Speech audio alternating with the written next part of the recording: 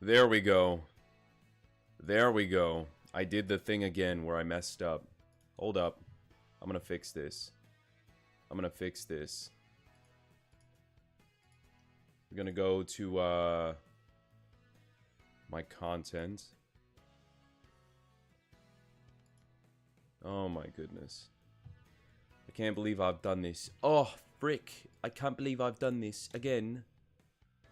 Yeah, go to the YouTube studio and end that stream and then delete it. End it. I keep freaking up. I keep freaking up. I can't stop freaking up. Okay, there we go. There we go. Alright. Hello, everybody. Nobody. Anybody. The voices in my head. I am back. Why the heck? Come on.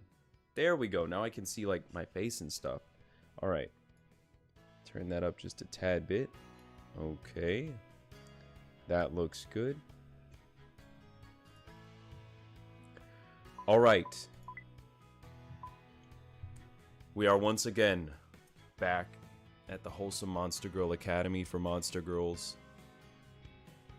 And I have been sufficiently caffeinated. I'm ready. We start our second day here. Or I guess our first day, really. After the final bell rings, Sister Talia reminds me to pick out... Oh, no. Wait, where's the jump scare? Oh, no, okay. Never mind, we're back. After the final bell rings, Sister Talia reminds me to pick out a book from the library, so I can get started on that assignment. I'm greeted with the familiar sound of silence. The sound of silence. As I arrive, despite the clatter in the hallway, I don't see anyone behind the main counter. Was I wrong about my assumption about someone being on staff after school? No matter. I can find my way around the library just fine. It might become a problem when I need to check out, however. Continuing my survey of the library, I hear a bunch of tapping and clicking in the other direction. I spy a familiar pair of shiny blue antennae from behind a chair. Clover is sitting back in a library chair in front of... Yawn. I yawn. Clover is sitting back in a library chair in front of an elaborate setup. Are you kidding me right now? She is playing an MMORPG with a controller. She's either godlike or she's a fucking psychopath. Either way. Her attention is focused on a game she's playing. I wonder if the school knows what exactly she's using the computer for, or if they even care. I feel drawn to see what she's up to. I haven't played many games recently. Why do I keep yawning?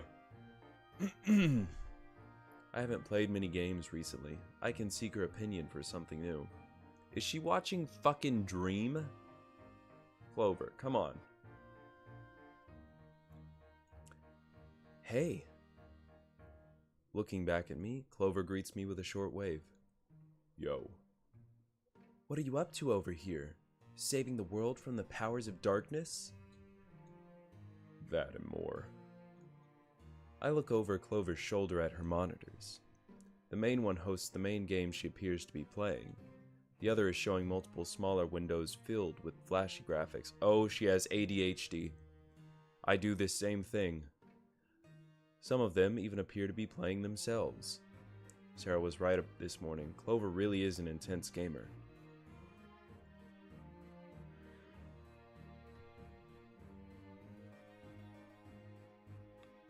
This setup is pretty impressive, considering you're only using the school's computers. Yeah. I had to do some tweaking to get it to work, but I needed a screen for each of my monitors back at home. That way I can multitask here at school until my dad comes and picks me up. You don't just take a bus? I'm not very fond of public transportation. It's mostly impatience. I can get more done if I start gaming here. Besides, my dad isn't usually home until late. So what are you actually playing? Looks like that Final 14th Nights game I've seen some trailers for. Yeah, I'm getting ready for the new expansion that'll be coming out in December. All the pre-expansion patch events are dropping soon, so I need to corner the market on materials.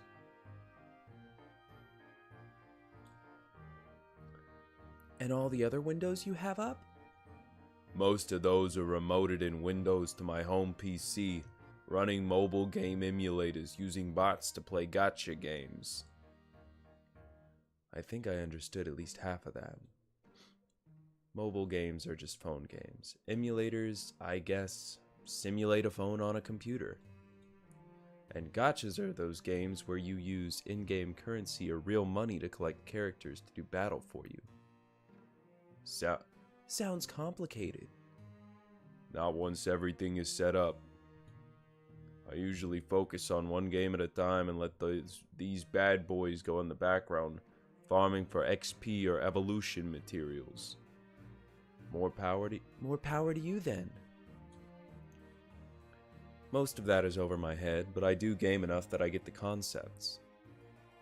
I'm only used to games where XP is awarded by direct fighting. Seems like an overcomplication to grind XP as an item, then assign the items to a character.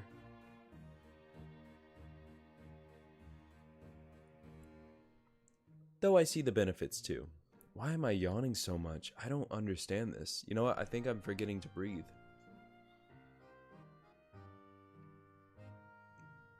It's clear that she's an MMO gacha addict, though.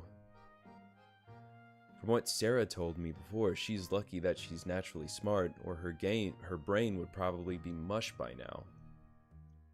Anyways, I should go get the book for the assignment I came here for in the first place. I guess you haven't read yours yet, despite being called out this morning? You would be correct. Figured. Guess I'll figure out which one I want on my own.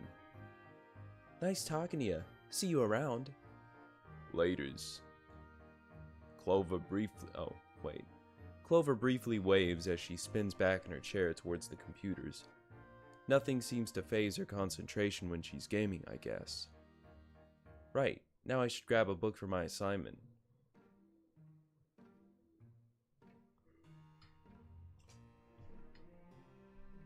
I lose myself in thought for a bit, trying to decide which one to pick.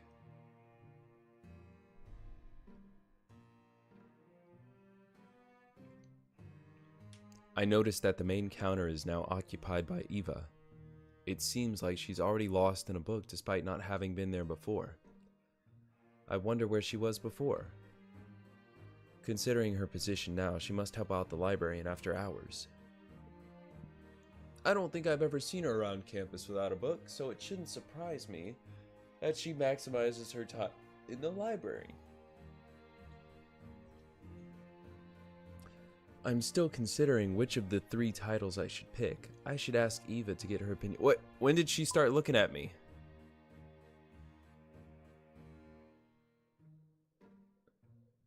Can I help you? Like, are you just gonna keep staring at me? Or are you gonna say something, you fucking weirdo? Well, okay, I'm gonna go back to my book now. Nerd. Still considering which of the 3 titles I should pick. Suddenly I hear Eva's voice from behind the counter. Gabe! Hey, Gabe! I turn my attention back towards her. She beckons me with her hand to come to the counter. Have you decided which book you wanted? I actually have each of them here since I knew you'd be coming. That must have been where she was while I was with Clover. How very thoughtful of her. I mean, I did it for the whole class last week too, so it's not just for you. Anyways, just let me know which one you'd like. She shyly turns her face as she says this, like she said something embarrassing. Odd.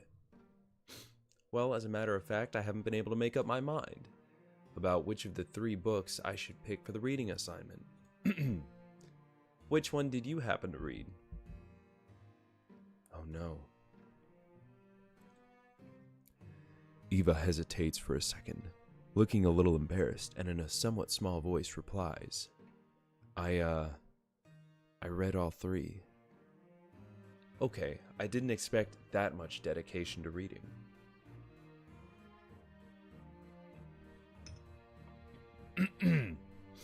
Eva really must spend all of her free times in the books then. Haha, okay, that's even better. You should be the best person to ask for an unbiased opinion on each. Which do you think I would get the most out of? Well, if you prefer allegorical fiction, then Screwtape Letters is an obvious choice. It follows the conversations between higher and lesser demons through letters as they try to corrupt souls. During the story, you learn how to recognize and avoid the traps demons lay for us. It sounds like it could be an entertaining way to look at faith through storytelling. I'm interested for sure. As for non-fiction, Mere Christianity is the bread and butter of shared Christian theology. It's a lighter take on apologetics that most people should be able to grasp.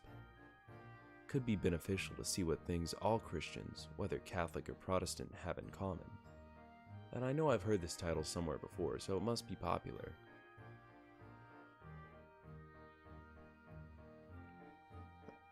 Lastly, The Abolition of Man is a deeper dive into Christian theology that criticizes and warns about moral subjectivity, focusing on natural law arguments throughout.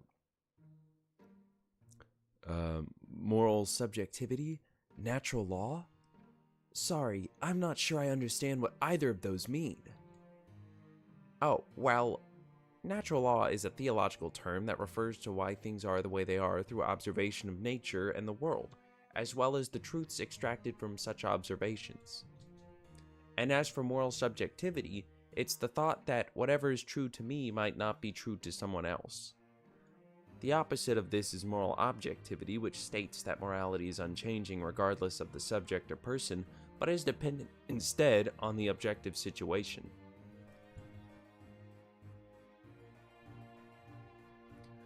This is what Lewis argues in favor for. Don't worry if it's over your head, it doesn't come easy for everyone. Then again, if you want a challenge, it'll get you thinking for sure. Now this one seems like it has real substance.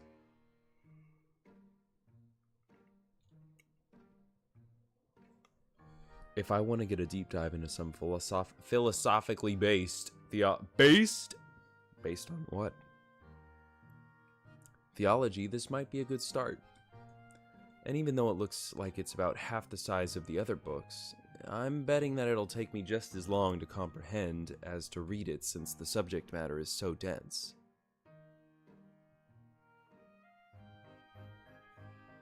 By the time she finishes the final book's explanation, Eva realizes how long and confidently she's been talking and blushes a bit.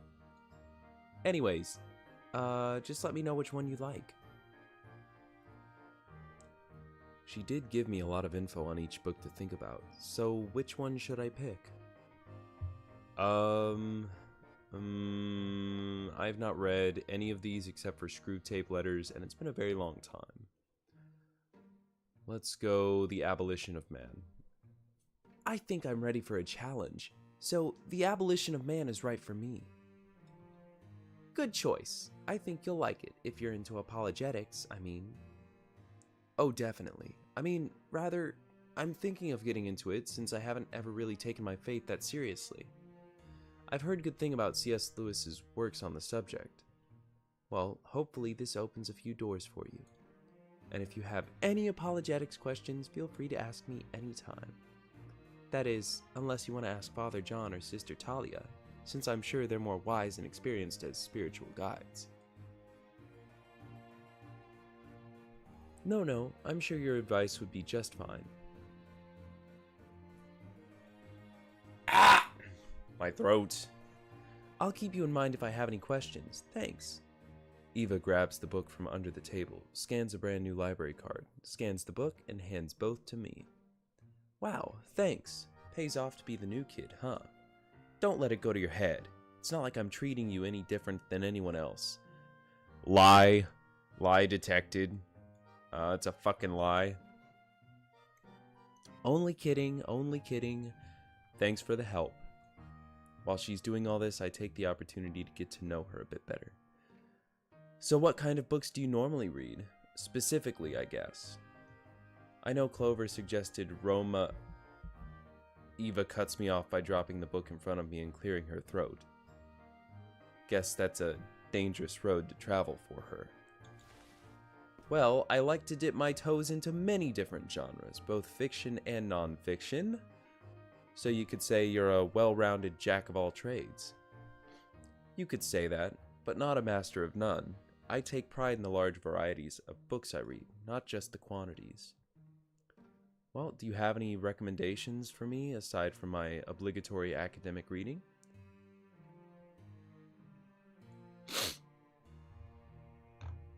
Eva thinks to herself for a bit, eyeing me for a second, then coming to a conclusion.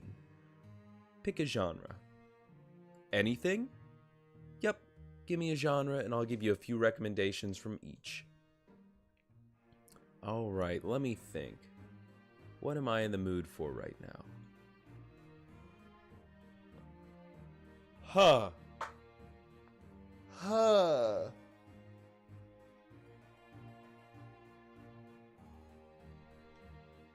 You know, I think I'm feeling romantical. I don't have much experience with romance books, and since Clover said you were reading one the other day... As I say this, Eva gets tense, and her face turns a surprisingly deeper shade of red. I'm honestly impressed, but I should stop. Actually, never mind about that. She relaxes a bit again, but she's still looking at me with a little more caution in her visage. Whoops, my bad. Should I ask for recommendations in other genres? Let's try this again. No? Okay, fine. Let's go sci-fi. I'm in the mood for innovation, cool, strange things that could be around the corner, maybe even some space and robots. Eva thinks for a moment, takes a deep breath, and then unloads with a handful of sci-fi recommendations. Asimov is my go-to for sci-fi, so I'd go with a short story collection or two from him. Maybe I, Robot or a general best-of book. For modern sci-fi and even pseudo-religious philosophy, you could try Ted Chiang's short story collections. He has some very unique ideas that often combine psychology, technology, and religion. Finally, I count dystopian novels as sci-fi if you haven't read 1984, Animal Farm, or Brave New World, it would benefit you to do so. About half of these seem to be short story collections, not that there's a problem with that. Sometimes, if there's a point to be made, it should be short and sweet. Should I ask for recommendations in other genres? We'll go fantasy. Lord of the Rings?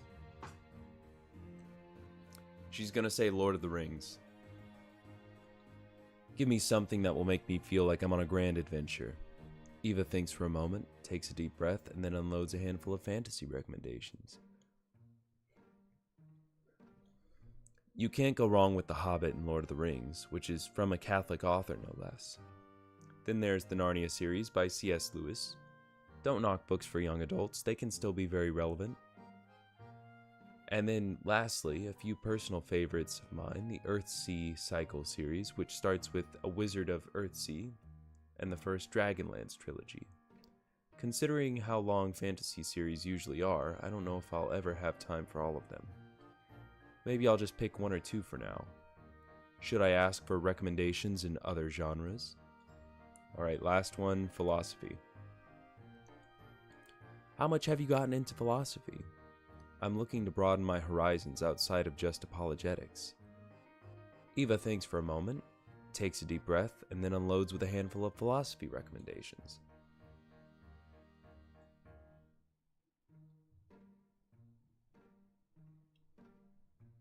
My personal favorite is G.K. Chesterton. Pretty much all of his books are witty and religious, but also highly philosophical. Try Heretics or Orthodoxy first, and follow up with The Everlasting Man if you like his wit. For the heavy stuff, you can try Aristotle's Poetics and Ethics, Plato's Dialogues or Republic, or check out Augustine's Confessions.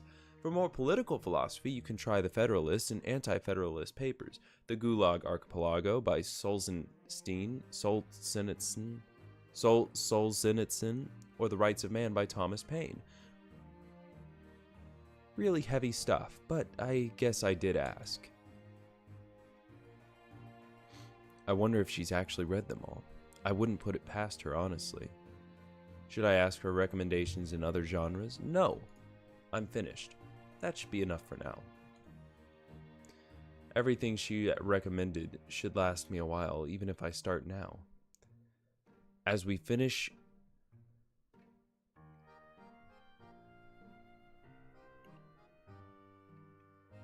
What is wrong with me? Why am I yawning so much? Am I sick? Is there something wrong with me?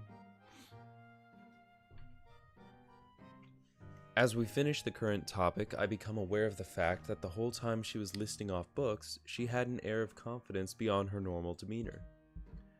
And when she realizes that I am reading her face, her body tenses with her tail straight up behind her, but slowly retracts into her normal pose. Did that happen? It didn't happen. Her tail did not go straight up. These are lies. I guess her passion blinded her from her usual embarrassment. She certainly doesn't seem to back down when she's just with Clover, however. Maybe she's just not completely comfortable around me yet. Well, thanks for the recommendations and the assigned book. I appreciate all the help. Sure thing, and you're welcome. See you tomorrow. I retreat from the library and give her a quick wave goodbye, which she reciprocates. I still have some time to kill before dinner, so I may as well head back to the dorms and relax. As I'm heading through the dorm hallways, I flip through my newly acquired book. Should be able to knock it out if I read 2 to 3 chapters each night, maybe more if it gets interesting. Observing the plain emptiness of the hallway, I'm suddenly filled with an intense longing. I knew it would be different being away from home. But I'm already missing the security of being in my own house, my own room. Then I start thinking of all the people I've met so far. I wonder if this is all going to be worth it. If this is going to help me as I take my first steps into the real world. Really is different being here all alone, but at least I'm slowly digging a foothold in this place and making the most of it. I round the corner and run into Damien, his face as tired as always. Oh, Gabe. Yo. Hey, how's it going? Damien stretches out, lets out a big yawn. Fine. Just about to get ready for more homecoming planning committee stuff. Homecoming? We had it a lot earlier at my other school this year. Yeah. Go with anybody special? Nah, I wasn't really that close romantically with anyone at that school. At least I never got a chance to. I'm reminded of Sophia, the bunny girl from my old school again. Alright, so this guy's a confirmed furry. This guy, not me the player, this guy, confirmed furry. Or scaly, I guess, in the case of the dragon girl. Or feathery in the case of the harpy, I don't know. I'm unsure. I wonder if anything could have ever happened between us. Certainly not at the public school. Well, there's always this school. Do you have your eye on anyone in class or outside? Alright, here we go. Here we go. Here we freaking go. Oh wait, hold up. I didn't read that last part. I hadn't really thought much about it until now, but most of the people I've talked to since coming here have been girls. Like, okay, we have the harpy, the slime girl, the succubus, the dragon, the cat. So that's 5 girls right there that we've talked to. I'm pretty sure that's all of them. Oh, the vampire girl. And then we've talked to Damien, Sister Talia, and Father John. So that's 9 people. Basically, 80% of the people that I have talked to here have been women.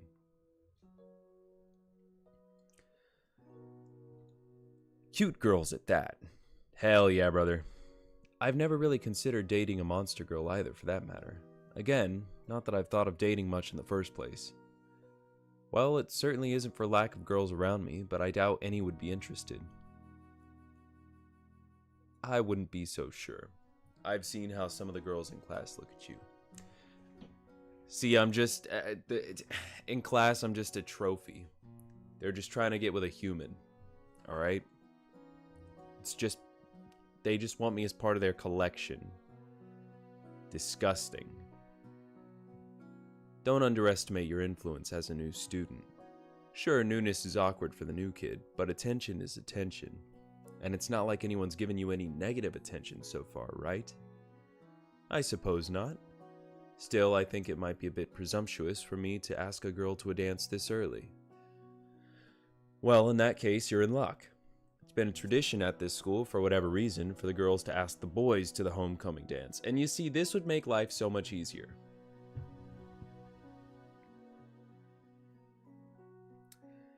If girls made it known, made it extremely clear that they were interested in somebody, it would be so much easier.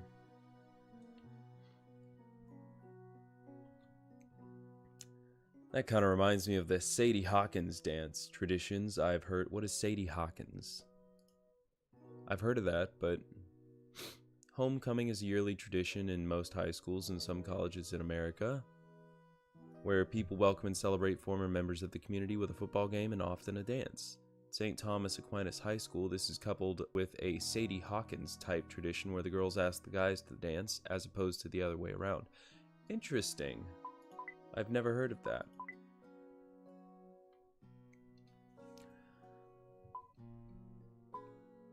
Oh no, I don't want to go back. Wait, the heck? Okay. No, there we go. Well, I'll let you think about it for a couple of days, and if you find that you have anyone that you've got your eye on... okay. And if you find that you have anyone that you've got your eye on, I'm pretty connected. Hold up, I just realized, I don't know if,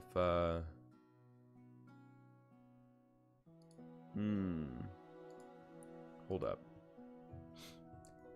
I just realized I'm not sure if I can see. Okay, that'll work. That'll work right there.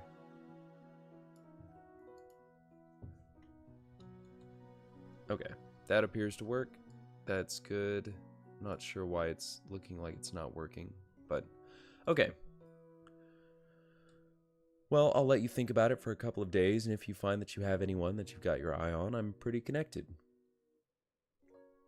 I might be able to put in a good word for you. What do you think? Sure, I guess. There are a lot of cute girls at class, but I'd feel more comfortable after getting to know them a bit more first.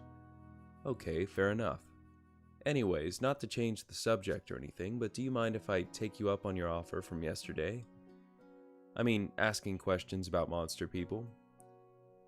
Yeah, for sure, ask away. Alright, time to get racist, guys. Time to get racist. This will be a good opportunity to learn more about my fellow classmates, so I should ask as many questions as I can while I can. Tell me some good slurs, Damien. Tell me some good slurs about harpies. What do you know about harpies? I've heard they can fly with their wings. Is that true? In some cases, yes, but it'd be a solo venture. The old stories about harpies picking up people are mostly myth as far as I know. They are, however, pretty light due to the bone densities in their arms and legs. This is what enables them to fly in the first place. Personality-wise, though, they can be a bit impulsive. Where do you think the term bird brain came from? That doesn't mean they can't be highly intelligent. On the contrary, many are. They just tend to come with ADD by default. Hey, that's me! And yes, their claws are formidable weapons, comparable to short daggers, so many keep them dulled for that reason. Interesting. Good to know. Besides that, the one you might be familiar with is pretty cheery, so you don't have to worry about any danger around her. Haha, yeah, I've noticed. I'm not worried about her, though it's good inspiration to never get on her bad side. Is there anything else I'd like to ask him about? Yes! Tell me about the tomboy. How about Dragonkin? Are they all as fierce as Ren seems to be? Honestly, I wouldn't blame you for that assumption, because most Dragonkin I have met seem like they have something to prove.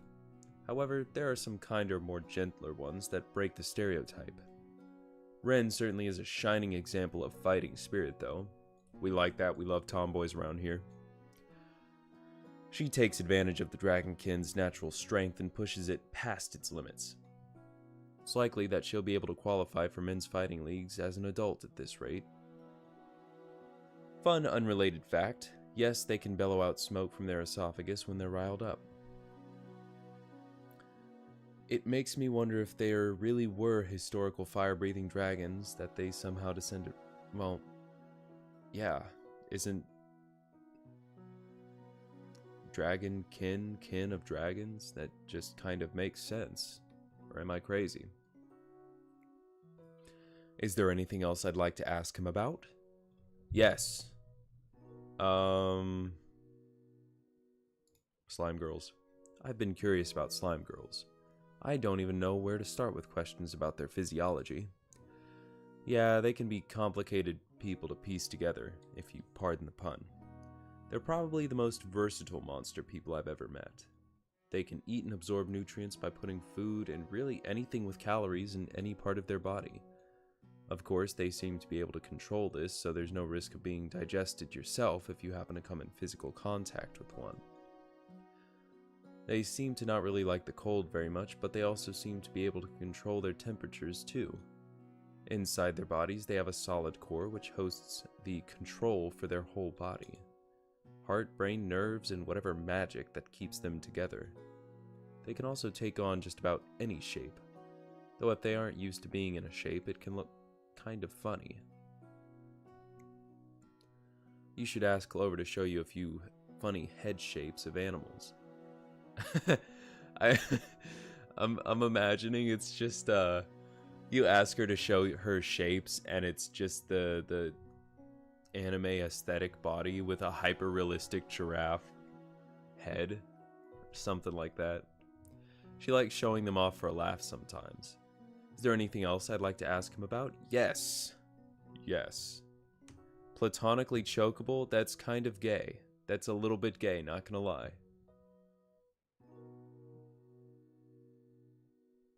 Why would you choke your homies, Brad?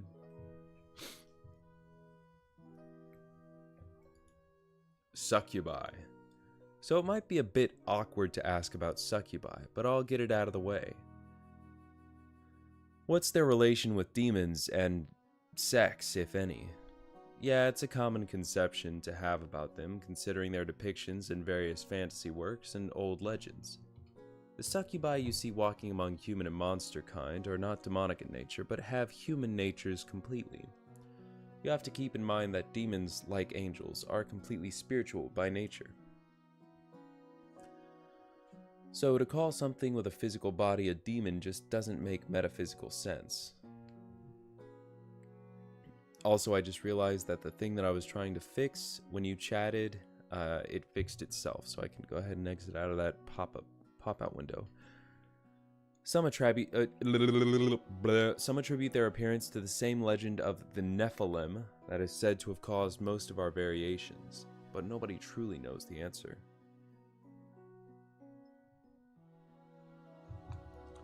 As for sexual stuff, all I know is that succubi do have some unique qualities about them that can be related to that. For instance, when a succubus likes somebody or even more strongly feels love or infatuation, they might produce a very sweet scent that some might find alluring. The thing is, usually only the object of affection is said to have the ability to smell it. Oh. Besides that, they do have the unique ability to influence dreams, their own and others. Huh. I wonder if that's why Eva reads all the time. Perhaps she is lucid dreaming in each of her novels' fantasy worlds. That must be nice. Dude, if I could lucid dream... I had the weirdest freaking dream last night. Okay, so... to start off, around 3 o'clock, right? I started prepping dinner because I knew I was going to eat a bit later, and it was going to be in the pressure cooker, and my pressure cooker keeps stuff hot for quite a while. So I was just going to cook it and then leave it in the pressure cooker for, an hour or so until I was ready to eat. Well, I ended up eating around 8 o'clock, and I cooked stew, and it turned out really good. Like, I cut all the fat off of that shoulder roast that I put in the stew pot in the pressure cooker. I cut all the fat off. I browned the shoulder roast after I cut it into stew meat sizes, and then I threw in the fat that I cut off and let it sizzle a bit, render out. And then I threw in some wine to deglaze the bottom. I threw in some garlic, and I threw in all the rest of the stuff, beef broth, vegetables, and all that. And I ate it, and it was so fucking good. I mean, like, you would have thought it was fall off the bone. It was just, delicious. I want to take a steak and cook it just like that. Because holy crap. I mean, to have a steak that juicy would just be incredible. That juicy. I took a fork and I lightly pressed down on the crusted side where I seared it, and it smushed. It fell apart. Like, the way it was so delicious. But anyway, my dreams, right? So I eat, and then about an hour later, I'm like exhausted. I guess I must have oversalted it, and if I drink too much or eat too much sodium, I kind of start to get tired. I didn't eat that much food. I had one bowl of stew with some meat, carrots, potatoes, and rice in it, and onion. And after that, I was like, hey, to my dad, can you wake me up? Can you wake me up in an hour or so, right? And he was like, yeah, sure. So I go take a nap, and an hour later I wake up, and the dreams I had in that first hour, it was insane. It felt like, if you remember those early AI videos that people would make, like Will Smith eating pasta, and it's just this amorphous blob shoveling somewhat spaghetti-esque looking stuff into its mouth, and it's like melting apart as it separates the hand from the mouth. And then I had a dream where I was being chased by this monster whose face was constantly melting off, and just awful, hellish shit. And then I woke up like 7 hours later, after I went to bed at 8, and then I woke up again at 9, and then I went to bed at around 2 in the morning, and I woke up at 9 o'clock. And oh my gosh, it was awful. I hated it. It was terrible. Anyway. Tell me about daywalkers and vampires. So I've been told that daywalkers like yourself don't like to be compared to vampires. What's the connection there? Please forgive my ignorance. And also, what slurs can I call you? No worries, man. I asked you to ask, and so I shall answer. Daywalkers are obviously separated from vampires in that they have none of the curses attributed to vampires, since we aren't of a fallen nature like them. Alright, okay. Alright, we're being a little bit supremacist right here.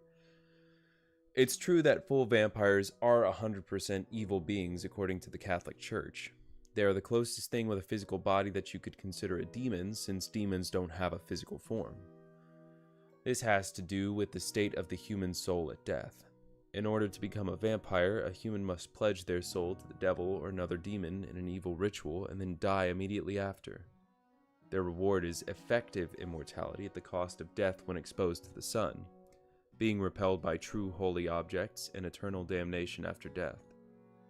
So without a doubt, vampires are demons inhabiting a human corpse. Shouldn't that outright prove the existence of demons and thus God?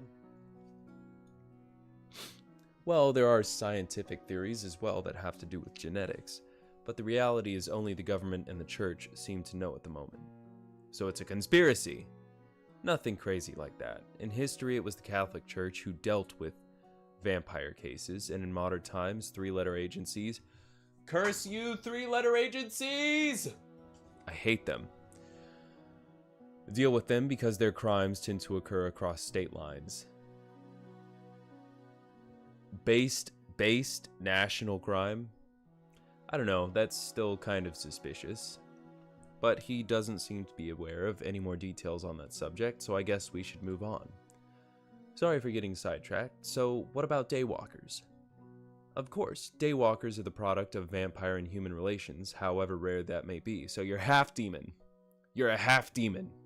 You're half satanic. We get similar benefits, such as increased vitality, but nothing close to immortality.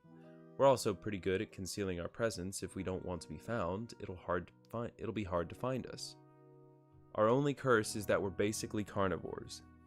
Blood works too, but it's not necessary. We can eat and drink other things, it's just not as nourishing and even just distasteful. Oh, and we are somewhat weakened by the sun. This is why you put those UV lights, right? This whole hallway here is lined with UV lights to keep them constantly tired. Some of us are fully nocturnal for this reason, though it's kind of hard to fit in that way. Oh, is that why you look so tired all the time? Dunk on him. Dunk on him. I figured the student council was just working you to death. Nah, that's my fault. I get more done if I stay up all night and all day. I can still function due to the increase in vitality, but I'm often tired.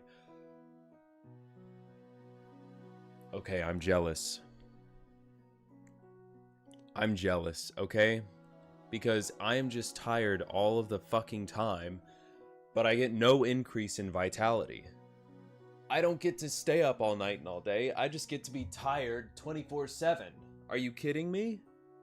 Are you kidding me? I want what he has. I'll take being weak to the sun. I'll move to,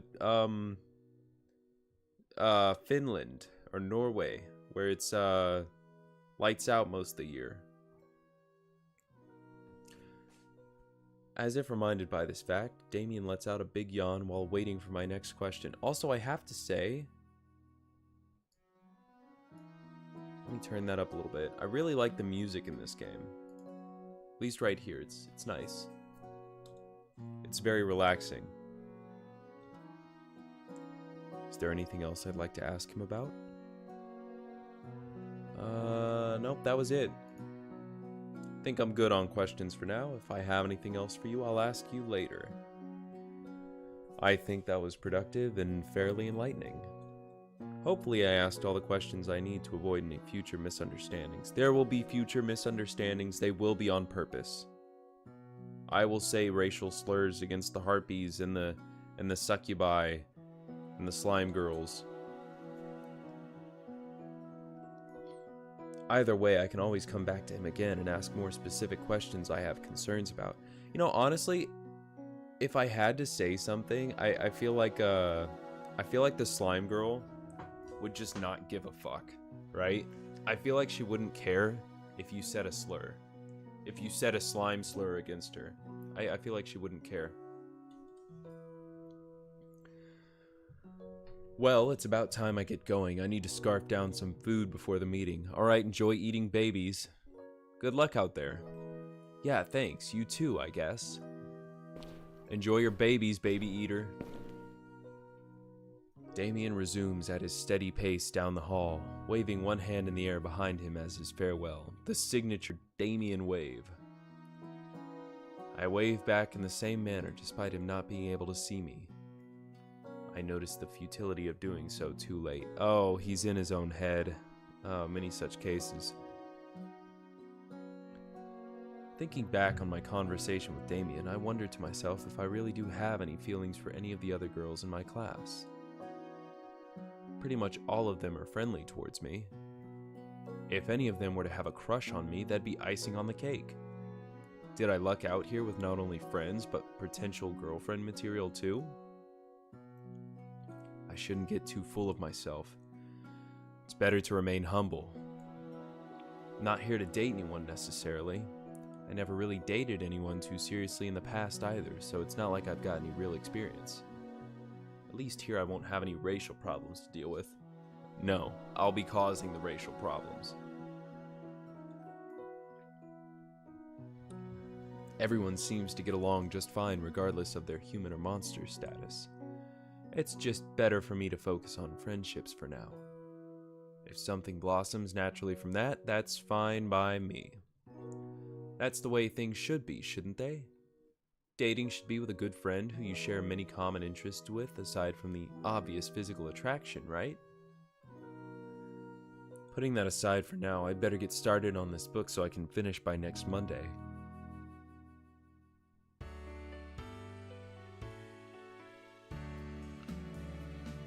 The next day on my way to my first class, I ponder what Damien said about the homecoming dance. I don't want to be awkward about it, but I'm curious what the girls in my class think about it. Fortunately, I don't have to wait long because I overhear a few of the girls huddled around each other discussing just that. So Sarah, have you got your eye on anyone this year for the homecoming dance? Me? Huh? I might have an idea of someone, but I still haven't decided. I am pretty busy with the homecoming committee itself after all, and I might be too busy with that to ask someone. What about you, Clover? I'm not big into school spirit things, much less anything that extroverted. That's a hard pass for me. And you, Eva? Oh, well, if someone were to ask me, it would depend on their personality and stuff, I guess. Oh, okay. Oh, that's not how it works. Yeah, you're gonna have to ask someone, whoever you'd want to take with you on a DATE, if you want to go.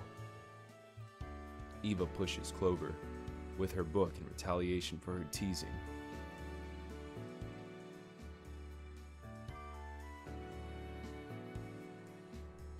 Harpy Girl looks like a skin-suited Jenny the Teenage Robot. She kind of does. I could totally see if I block out,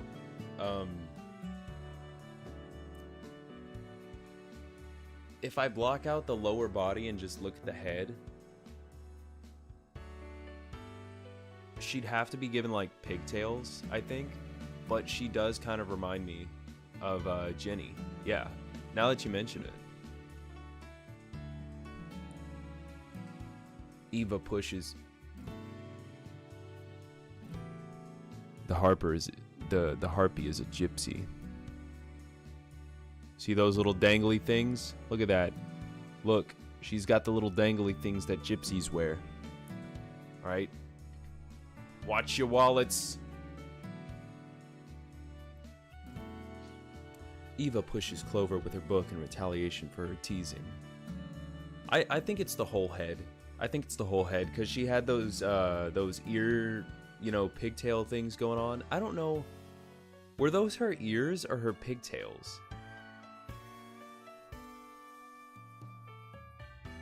She's got the same kind of hair, like hair color going on. So I think that's a fair analysis.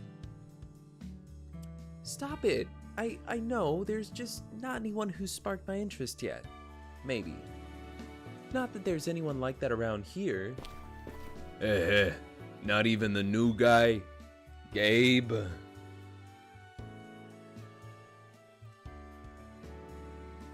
Categorize both on the left as girls who smoke cigarettes, and the girl in the slime as girl who smokes weed. True. Honestly, looking at her face though, I don't think she smokes weed. I think she's on those like Quaaludes, man. She is sedated. She is hella sedated. She purposefully says my name a bit louder than the rest and looks over in my direction with a smirk on her face and trouble in her eyes. Eva responds with a blushing scowl. Clover, that's enough. Leave poor Eva alone. Okay, fine.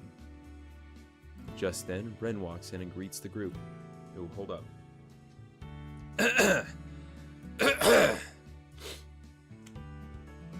Hold up, let me prepare real quick. This might take a sec. I'm gonna stand up, walk around.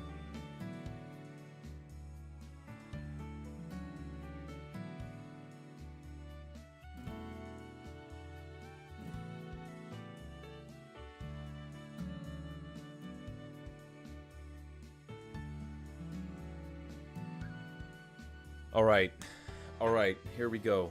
We're gonna try and make a voice for her. Yo, what's everyone talking about all huddled up? Oh, just who they're interested in taking to homecoming next Friday. Do you have anyone you're asking? Not really, though I wouldn't mind going with friends to just party. Besides, it's okay to let loose every once in a while. Definitely. I can't wait to make this an event everyone remembers. Oh, you thought I meant get ready a different way. Nuh-uh. Nuh-uh. No, sir. No, sir. I had to try and prep a voice. As the conversation concludes, Sister Talia walks in and has everyone take their seats. Good morning, class. Oh, that was awful. I'm never doing that again. Good morning, class.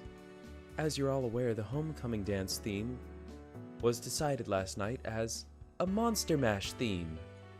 Since it's so close to Halloween, it was decided that instead of something formal, everyone will come in costume instead. Now I'm sure you're all excited, but don't let it get in the way of your studies. Alright, let's get started.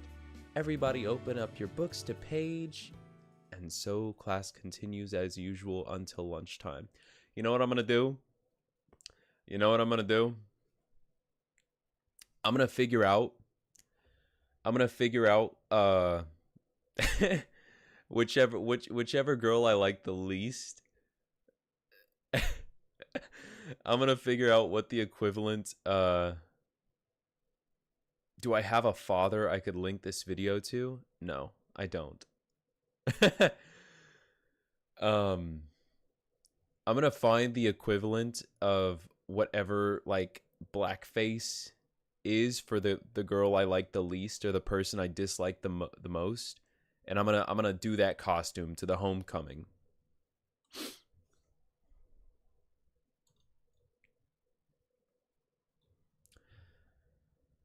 And so class continues as usual until lunchtime.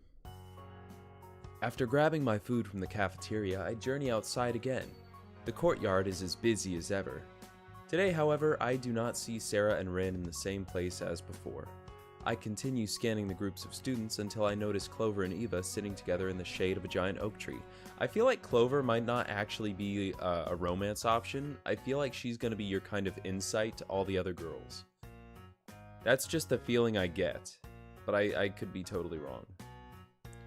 Because it does seem like we have an interest in gaming, so we could relate to her on that level. Eva is reading a book with one hand and eating while Clover chats animatedly beside her. The way they can multitask like that astounds me. What, are you impressed by walking and chewing gum too? I might not know much about them yet, but it would probably be beneficial to reach out to people on my own for once. I make a resolute decision to casually tread in their direction, tread to them, dodging through the few people passing by. I try to catch a glance at the title of the book Eva is reading, but it's just at the wrong angle for me to see. As I approach, Clover looks up at me with her tired gaze. Hey, mind if I sit here? Clover continues her stare in my direction and analyzes me for a moment before giving me a dopey grin and answering. I don't mind at all. What's up, new guy? Thanks, and not much. Still getting my bearings and figured I'd stick with faces I know, and then, I guess, get to know them better? What, faces? No. I mean, to get to know you guys a bit more since we haven't really interacted much. Great. Off to an awkward start. Self-introductions aren't really my strong point, but that's okay. The hard part's over. Now to build up from here. So, how do you two know each other? Well, I go to the computer lab after school, as you know from yesterday, and since that's part of the library, Eva and I end up running into each other most days. Your dad picks you up, right? Yeah, like I said yesterday, he works late most days and I'm too impatient for the bus. Unless I need more computer power for the bigger games, of course. Of course. And your mom doesn't pick you up because? She's dead. Oh, my bad. I just assumed she also worked later. Guess I should be more sensitive to subtleties in speech. Bruh.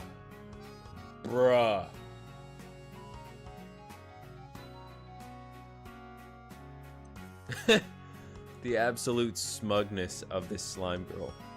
Okay. Don't worry about it. She passed away when I was too young to remember her. My dad talks about her often though. Says I remind him of her in some ways. Well, that's good, I suppose. Yeah, apparently she was a scientist. I guess like mother like daughter, since Clover seems to know her way around a computer, and then some. More than me for sure. While Clover and I are talking, I notice Eva peeking her eyes out from over her book as if she's interested in the conversation, but doesn't want to be too obvious about it. I take this opportunity to include her despite the fact that she's busy reading. So what are you reading now, Eva? Eva jumps a little, surprised that she was called out while still peeking over her book. She tries playing it off like she was still engrossed in the book. Who? Me? Nothing particularly interesting right now. I'm catching up on a... Romance. That's your favorite, right? Eva Oh, I almost did Eva. Eva blushes at this and gets flustered. A fantasy series? I was saying that I'm catching up on a fantasy series. I mean, it has romance in it, but it's not a romance. Same thing, right? Most fantasy games I play don't have romance in them, so I wouldn't call them romance. But yours does. Oh yeah? What about your visual novel things? What do those count as? Hey, those can be sci-fi and fantasy too, you know. These two seem amusing together. They're definitely close since they're used to teasing each other, but only Eva seems to get flustered over it. My intuition about Clover being a troublemaker was right on the money. How about you? How about you? What kind of things you into? Are you a gamer, a reader, an athlete? Oh, you know, a little bit of everything really, but if I had to pick a hobby I was especially into, it would be... I have to think about this a little bit. I really do dabble in a lot of hobbies, but do I have anything in common with these two that might build up our early friendship? Or maybe I prefer something they wouldn't care for. It's best to be honest with myself and others.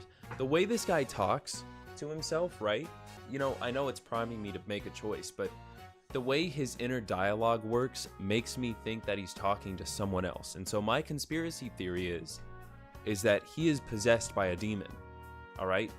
And at the end of this game, the true ending of this game are the girls banding together to kill him because he has given himself to the demon. He does not speak like he is alone in his own mind. There's no point in starting off a friendship under false pretenses. Gaming, reading, self-improvement, anime. I feel like anime would cross both of them off. Gaming would go for Clover, reading would go for Eva, but anime, it's got romance and it's got the gamer weeb aspect that I think Clover has, right? And visual novels, obviously. And I do like anime, so we're gonna go, but I also like gaming. I'm gonna plug in a separate mouse, I'm gonna plug in 2 mice, and I'm gonna click both gaming and anime. It's a plan. No, I'm gonna go with anime. Lately, I've been binging old anime at night before bed while trying to keep up with the new seasonal stuff.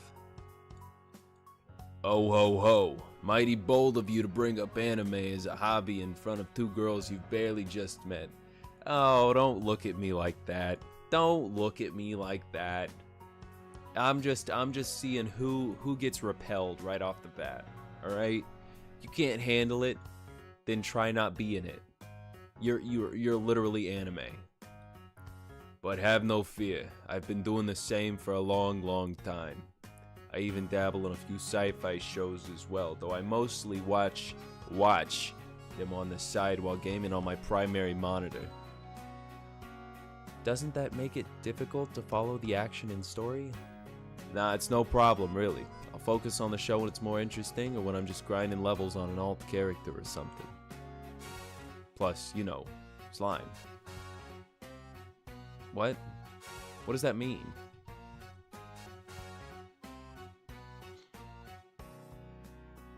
What does that mean, plus you know slime? What does that mean? Oh, never mind, she immediately explains it. I can do this thing with my eyes that lets me... Clover, stop. Don't weird him out. Clover laughs at this, but stops anyway. I wanted to see it. I think I get the picture. It must be pretty convenient. Weird, sure, but convenient nonetheless. Our conversations continue along those lines for a while until the bell rings, signaling that we should wrap things up and make it to our next class. British slang for homie? That's mate, right?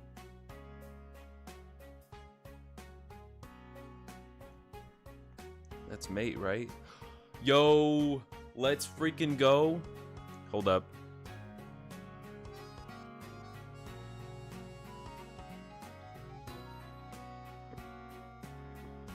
Let's freaking go. My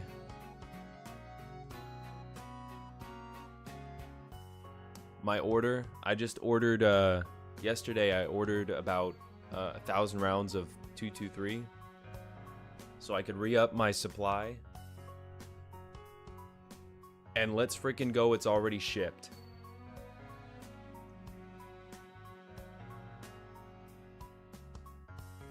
By the way, I'm gonna put you on real quick, okay?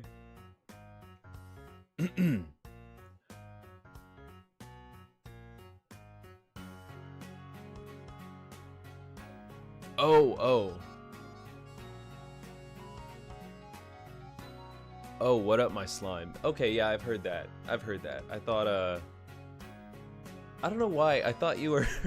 I was looking at British slang for homie, and I was like, wait, what does that have to do with this? Was he trying to get me to say the British... Did he mean cigarette, and he just, you know, said the wrong word? Wait.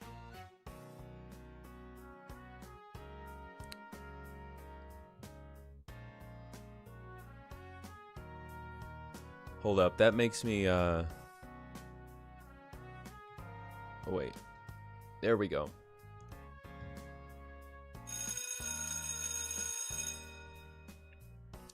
I'm gonna make an edit later where it's just Clover saying, "What up, my slime?"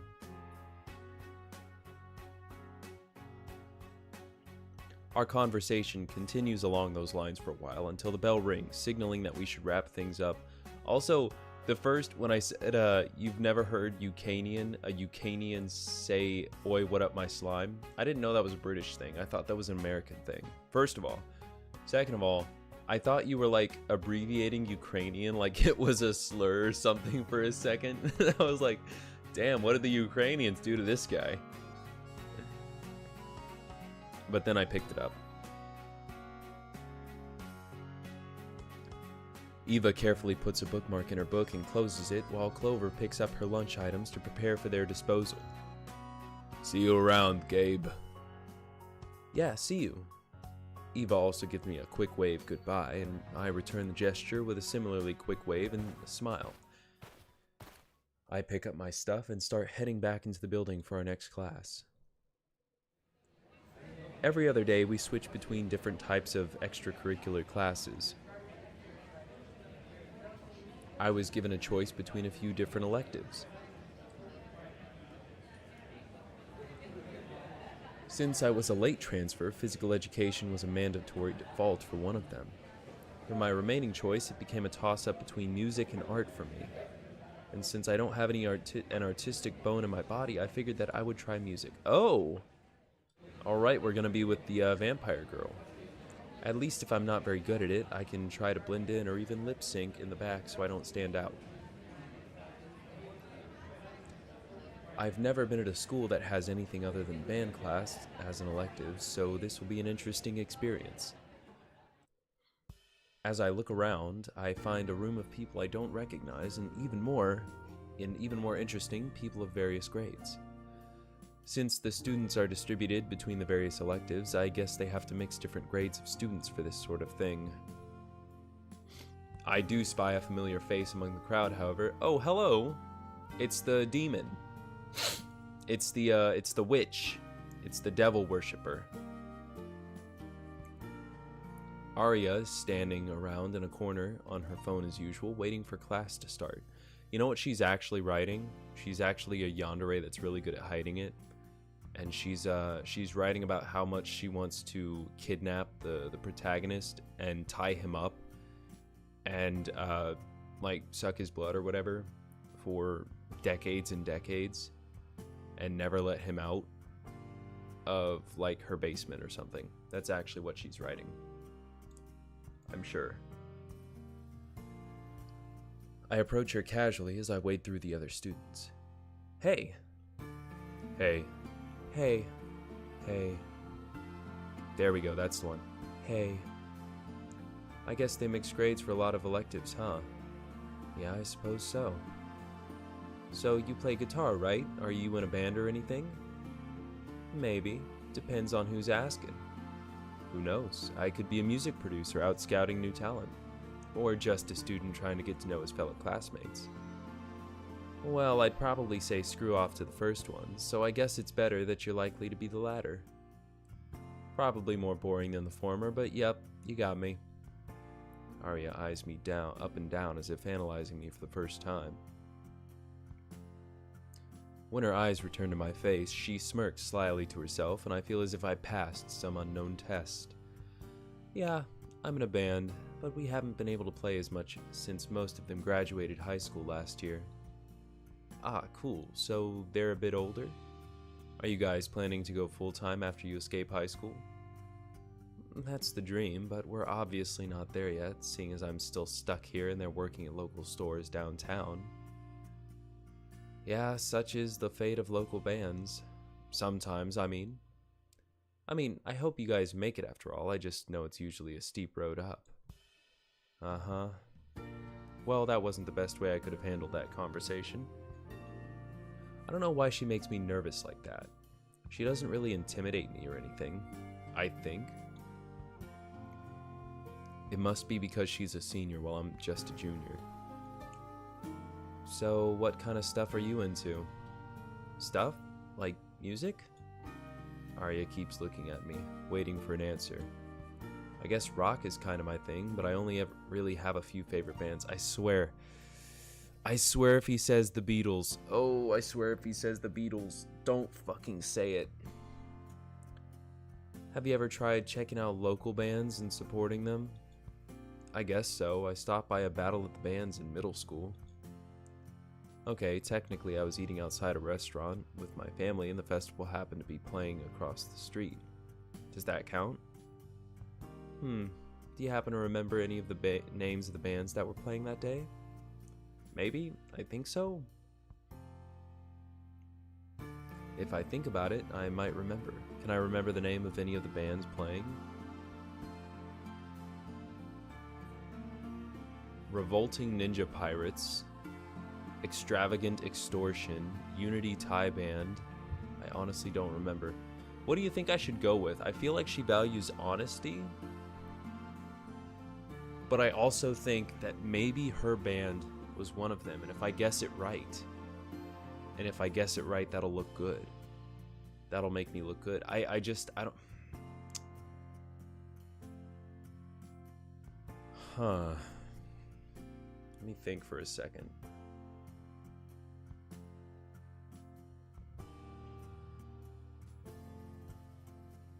Revolting Ninja Pirates. I don't know why, but that makes me think of, Numby One, me lord. Yeah? number one, that makes me think of a Ninja Sex Party, that band with the guy from Game Grumps. Alright, go with number one. Maybe the Revolting Ninja Pirates? Can't say I know of that band, and I know a lot of bands nearby. Okay, let's try it. Well, the name Extravagant Extortion jumped out at me. They were pretty in your face. Yeah, I don't think that band counts as indie, and it's definitely not a local band. Okay, let's see what Unity Thai band. Was Unity Thai band one of the bands that year? I think that's actually a Japanese rock band. Maybe you're getting them confused with someone else?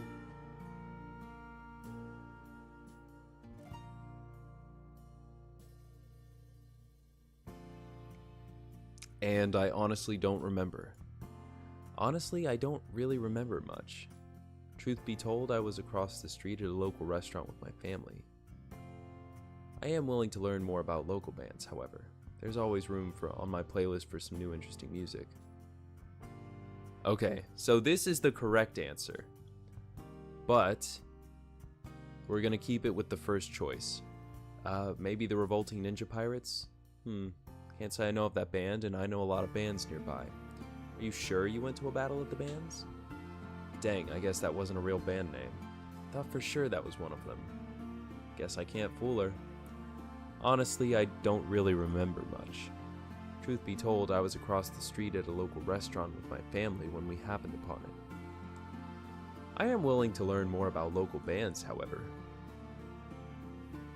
There's always room on my playlist for new interesting music. Alright, I'll give you some recommendations later then. Fanged Freaks played there that year, by the way. Oh yeah? Oh yeah? I wonder who was in that band. Let's see. It's clickable. Fanged Freaks is the name of a band that Arya's bassist friend was a part of. They played a form of dark heavy metal with industrial influences that made them popular with goth and emo types. They broke up the year before Arya met her current band during her freshman year 3 years ago. Oh, okay, so she wasn't a part of it. The bass player for that band is in our band now. She was only with them during her freshman year, but the crazy stories she told me about them. I guess I should have told the truth from the beginning. It seems that she doesn't mind my ignorance after all if I'm willing to be open with her. Oh, by the way, speaking of bands, you'll have to let me listen to some of your stuff sometime. Yeah, maybe sometime. Just then, the music teacher makes his entrance into the room. Alright, what's he gonna be? What's he gonna be, like a salamander? Is he gonna be like a lizard, maybe a fish? No, not a fish. Arya and I take our spots near the rest of the students.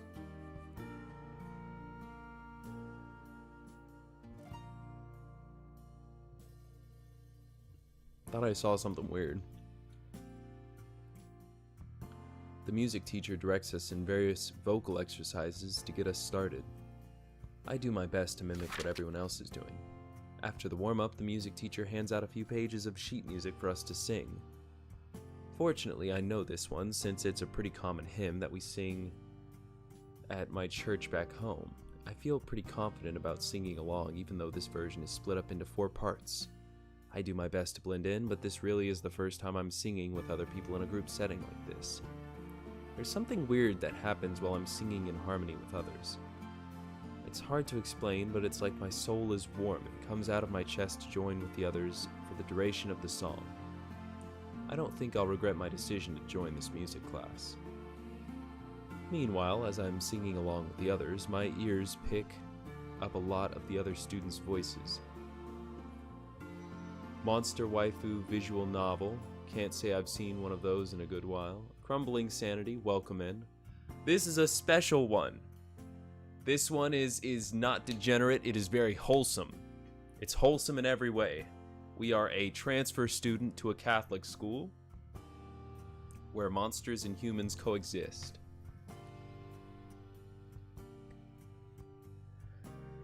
Meanwhile, as I'm singing along with the others, my ears pick up a lot of the other students' voices. Arya's in particular is quite striking. Thank you, thank you. Yes, well, you're welcome, you're welcome. We're going for the most wholesome ending. I haven't seen anything degenerate yet. I don't think it's gonna be degenerate. I honestly don't think I could do the degenerate stuff. I'm not that secure. I'm a fairly insecure person, and I chose this one because it's actually, like, the game is actually based on, or has a lot of Catholic apologetics within it. This is honestly, though, the first visual novel I've ever played in my life. So I figured it would be a perfect introduction to the medium. She, like me, appears to be trying to blend into the crowd, but I can tell that her voice is something different. It rings out crystal clear in a perfect pitch with a little pinch of something unique to it that I can't quite put my ear on. Not that I've heard her play guitar yet, but she sounds like she's quite suited for being a vocalist at least. If she does sing with them, I wonder if she uses a different vocal style for her band. I can't imagine a voice like hers singing screamo or anything that hardcore. Oh, also, I guess I should kind of set this up. So far, we've met the head priest, Father John, who is I think he's a bull, if I remember right. Sister Talia, who is a goat and a teacher. There is a harpy girl named Sarah. There is a tomboy dragon named Ren. The vampire girl here named Arya. There is a slime girl named Clover, and there is a succubus girl named Eva. Yeah, the visual novel's themes has been greenlighting are more or less the same genres, being the romance, detective, and sometimes horror stuff. Detective? That could be interesting. I might have to look into a detective visual novel. That could be fun. I do pretty much entirely episodic stuff here on YouTube, and then on Twitch I'll stream more like open-end content. Of course, you gotta have the slime girl and succubus. On my Twitch, I do more open stuff, like non-linear FPSs. I do a lot of that on Twitch. Here you'll find stuff like this. You'll find FPS games. You'll find adventure games, anything like that. Am I forgetting a girl? I don't think I'm forgetting a girl.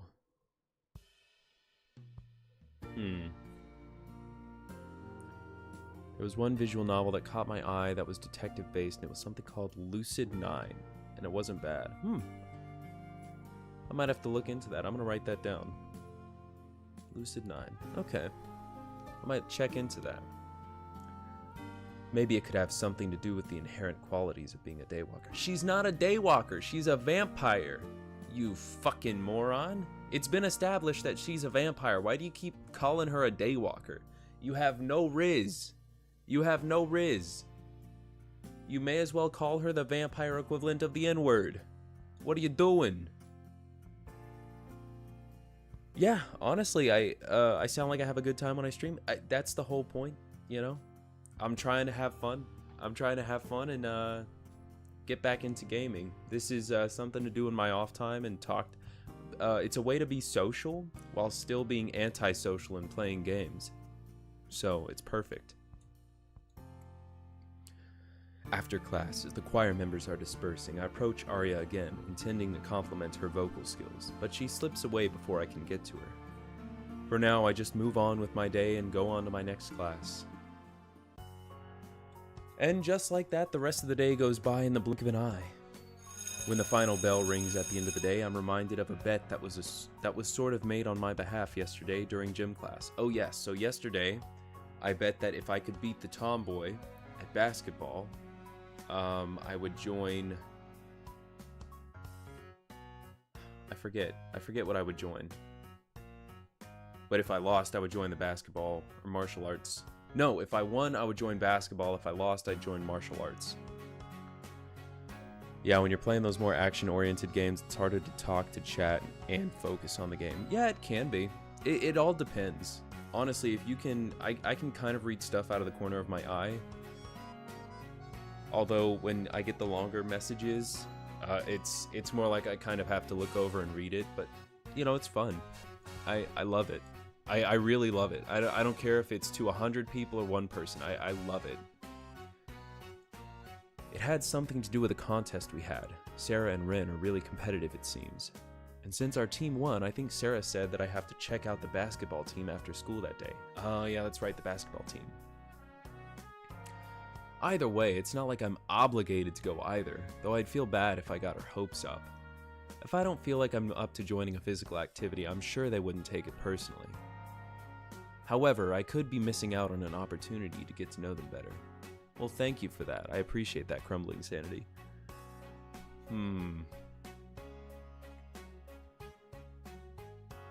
I want to see the tomboy. I want to see the tomboy. On a scale of 1 to 10, I'd say he's like a solid 6. You know, I mean...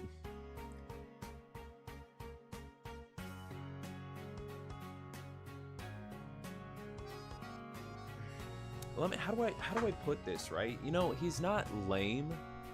I don't think he's lame. I think he's, So, okay, here's the setup for the story, right? He went to a public school, and there was this bunny girl there, this bunny monster girl, who was kind of, I guess they were kind of friends.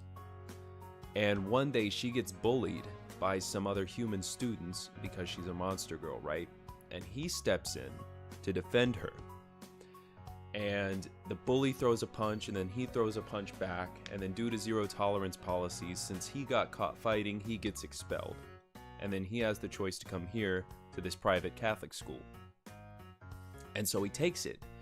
And the protagonist is Catholic, so he's like, oh, this is great. I'll be able to get more in touch with my faith and all that good stuff. And so while he's here, he's got these different archetypes of girls. You know, the usual kind of, I guess...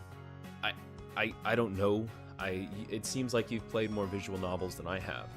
But, you know, Ren, the dragon, is the stereotypical tomboy archetype, right? Sarah, the harpy, is kind of like the athletic cheerleader archetype.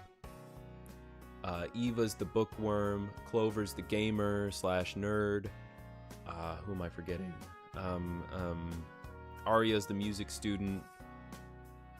And then there was also a cat girl, but she seemed like kind of a side character. But I think the protag right now is a solid 6 out of 10. Like, you have the choice to make choices that aren't scatterbrained, and so that's kind of good. That's pretty good. So I'm not gonna write him off totally. But anyway, check out the basketball club. You know what? Technically, they made the bet for me, but I'm gonna stick by it. I'm gonna go with the basketball club. Yeah, I think I'll check out the basketball club. If I want a bigger dose of the game we played yesterday, this is where I'm gonna get it. I arrive in the field outside of the gym, where many of the same sports teams I saw on Sunday are out training. I see a track team, the football team, the martial arts club, and the cheerleaders all packed in their respective areas. Earlier this week, Sarah told me that I should meet her out here after school if I'm still interested in checking out the basketball team. Character isn't actually what you'd call super interesting, but he does have at least a personality trait too. Yeah, he does. And you can there's instances where you can kind of let on what your interests are, right? So I assume that these sort of interests, like, there was an option where I could say, oh, I'm into gaming, I'm into athletics, I'm into anime, I'm into this. And I chose anime because I felt like that would appeal to both of the girls in that situation. So you can kind of give him a personality. He's not just a blank slate that everyone likes for no reason. I mean, that being said, it's also like you can't see him, so you have to assume that he's at least fairly conventionally attractive, right? For all of these 5 girls to kind of be interested in him.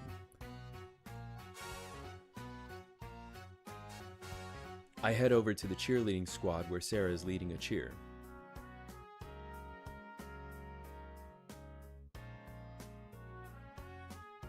Anime gets him every time, and if it doesn't get him, at least you're up front. Exactly. Oxen are ready. Oh, that's right. The priest isn't a bull. He's an ox. Oxen are ready. We're gonna push through. Oxen are gonna stomp on you. Oh, Sarah. So you'd get her bit ready. Get her bit ready. That's what I was gonna say. So you'd better get ready and you better pray we're gonna kick you to yesterday. Oh, that's so cute. That's really cute. Woo, yeah, woohoo. Oh, Sarah and the cheerleaders bounce around energetically, cheering after their chant. All their energy and elation increase as they continue their drills. I just don't see where they store all of that energy. The cloaca. I've never been involved in any sport that requires this much team spirit. Elementary school basketball doesn't count for me, even if I did appreciate my parents' encouragement. I hate to say this, but I know this would be some people's dream to be around some monster girls like this. You know, I think that's an interesting point you bring up.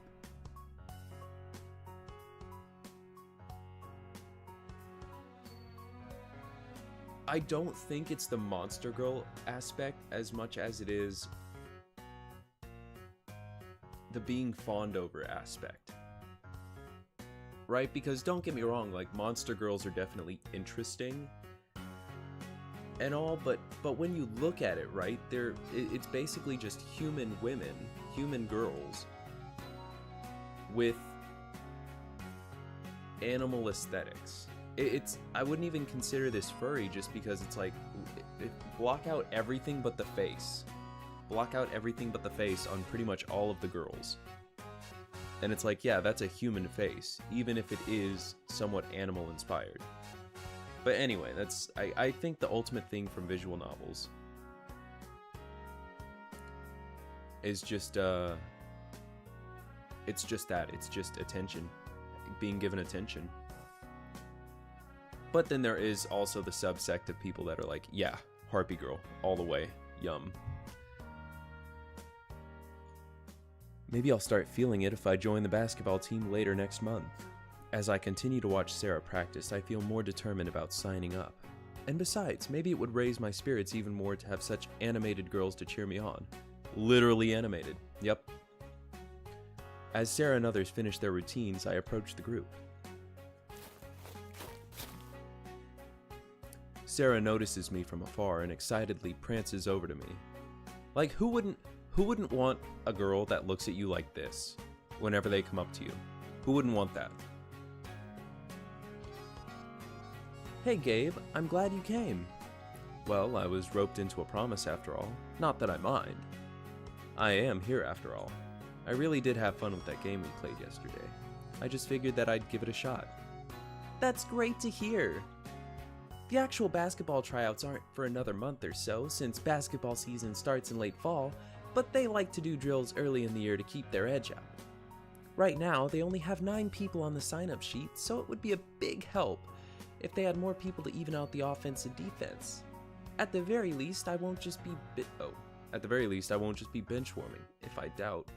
Even if I doubt I'd get a starting position. Yeah, bro, you're going up against like augmented humans, man. You're going up against lizards that can just, you know, freaking crawl up the net and drop the ball in.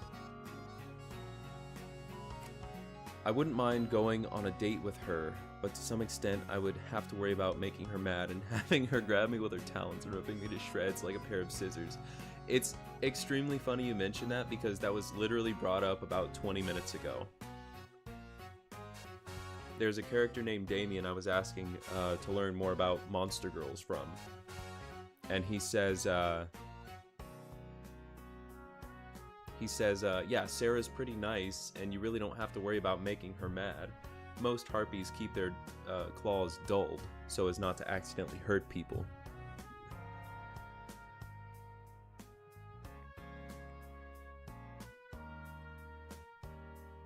That is, if they don't get any more sign-ups.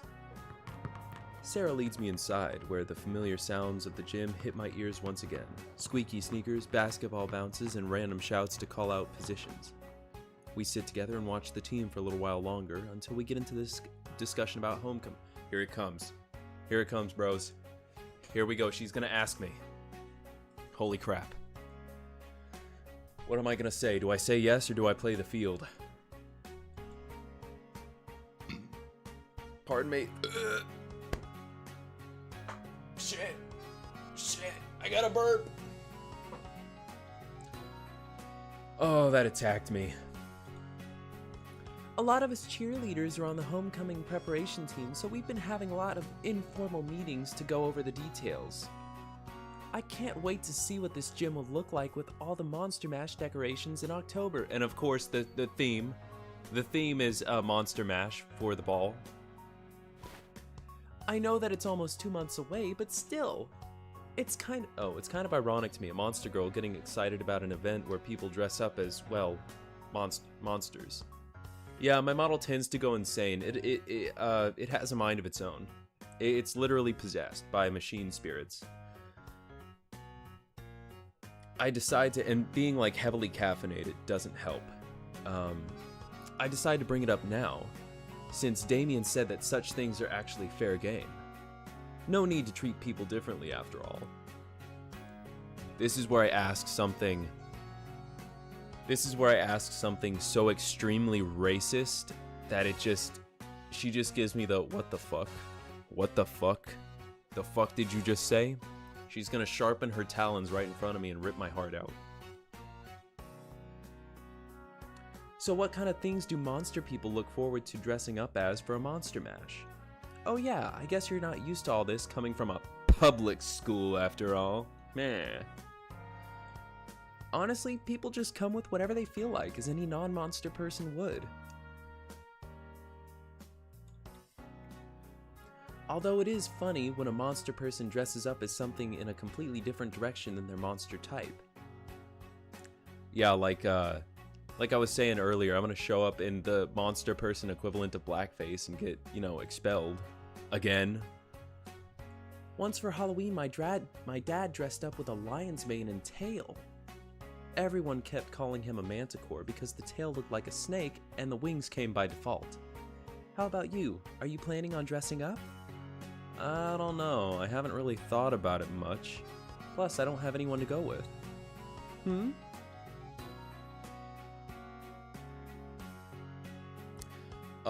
Some that are the other way around. I guess the slime girl is mostly slime.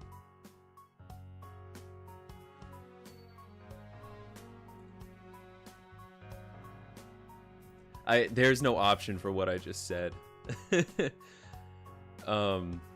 I just found it funny that the theme is Monster Mash.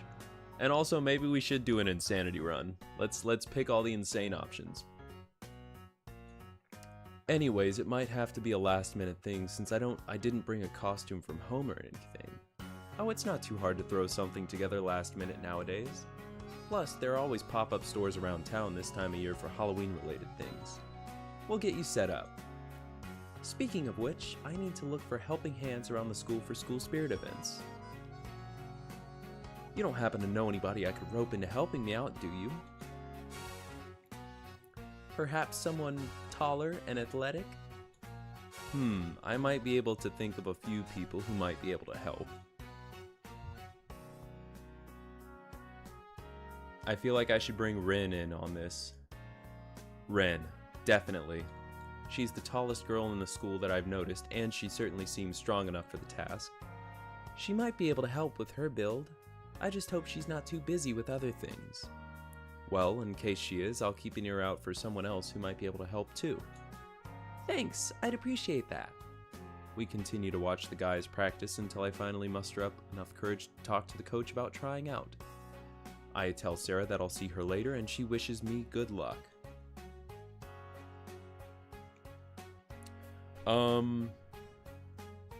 I think so. Well, no. Okay. It's not explicitly said that I'm the only human here, but I get the feeling I am, because there hasn't been a single other human seen. But, I mean, obviously they're not going to introduce other human males because that introduces the prospect of, different prospects for the girls. but also there's no human women.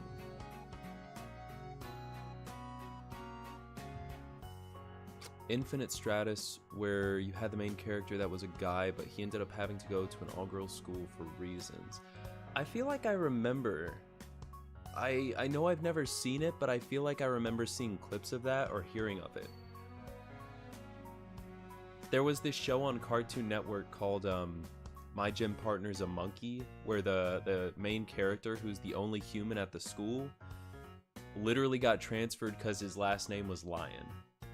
So they're like, oh, send him to the animal school. Send him to the school for, you know, sentient animals. Sentient, conscious, human-esque animals.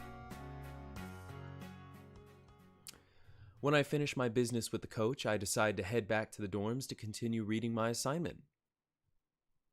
That show was pretty good. I think it's pretty underrated. I decide to head back to the dorms to continue reading my assignment. I arrive back in my room, prepared to continue my assigned book. Thoughts of the day distract me, however. Thinking back on music class, I feel that I did come out today with a bit more appreciation for music and the performing arts. As much as I enjoyed music class, I could also see myself just reading the semester away. I wonder if having a reading partner in the library would make it more enjoyable. Oh yeah! Oh yeah! We're gonna go out with the succubus!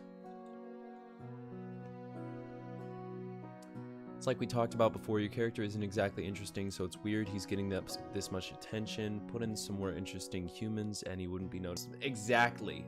Exactly. He's kind of... It's kind of that thing where you have to have a blank slate because the MC is just an engine for... It's just an engine for you, the player. That's what the MC is always supposed to be in games like this where they don't show the face, right? Like Call of Duty. What is it? In Modern Warfare, in World at War, maybe Modern Warfare 2, I'd have to play that again, I don't remember. But in both of those games, you have characters that never speak because they are simply supposed to be a reflection of you, the player. So it's like you can kind of give him all the interests that they give you to choose from are just something for you to build the character as you would yourself in real life. So yeah, exactly. You've got to make them as bland and milquetoast as possible. And then you have to limit the options. So my estimation is that all of the other girls and boys here are monsters.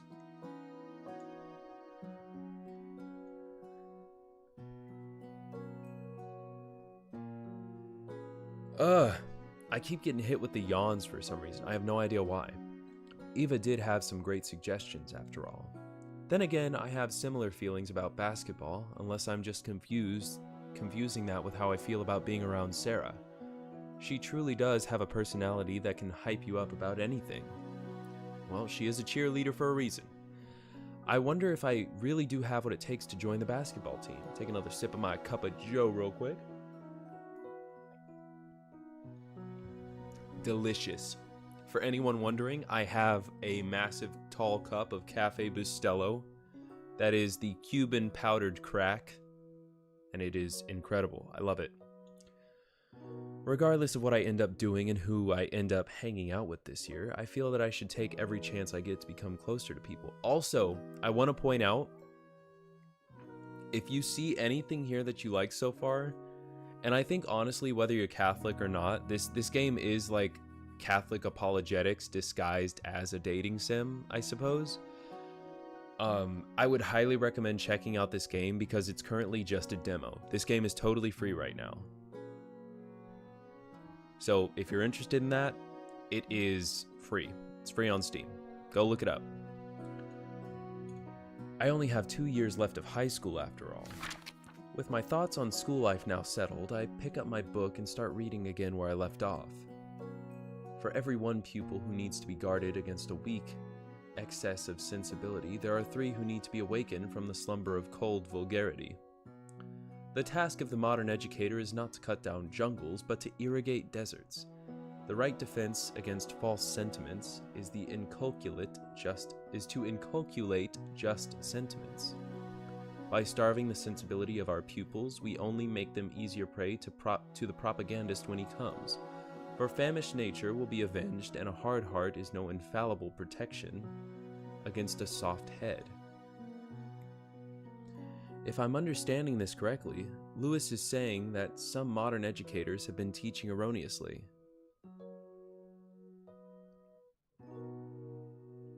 Dating sims, I think I've touched enough of those. There was a game that wasn't a VN, and it had to do with monster girls as well, but that was way more degenerate than this. Yeah, I wouldn't call this degenerate at all. I think the most degenerate thing I noticed was that, hold up, this right here is the most degenerate thing. The fact that the cheer outfit does not cover the entire thing, the entire chest. That is the most degenerate thing in this game that I've spotted so far.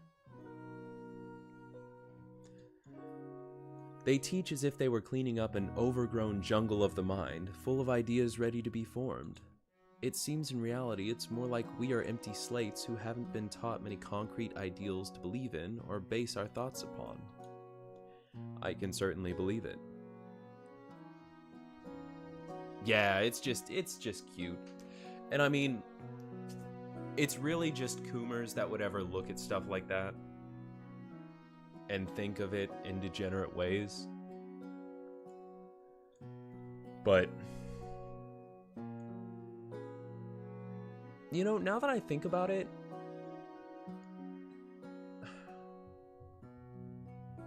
I'm trying to remember. I went to a Catholic school for a bit when I was a kid. I can't remember what our cheerleaders wore, but I know they wore skirts that came up like maybe just above the knee, or like cut the knee in half. So I mean, that's not really that bad. And neither is the stomach, because again, I think the skirt comes up a little bit higher, covers the belly button, if I remember right, in the game. So yeah.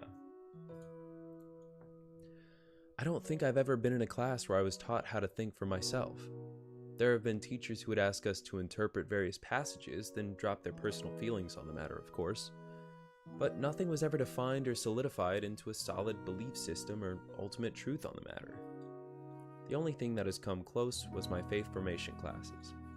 They insisted that truth is objective and that when we can't see the full truth of something, it's because we don't have enough details to confirm it yet. I guess that's what Eva meant about moral objectivity. And then, you know, all throughout the game, the game, it's got all these little terms that you can learn. Daywalker, Damien. Yeah, so Ren Iron Scale. Interesting. Okay. I can see then how, if we are empty deserts as we pass through school, we will end up indoctrinated by whatever fascinates our mind. Hopefully the teachers here will be following this sort of wisdom.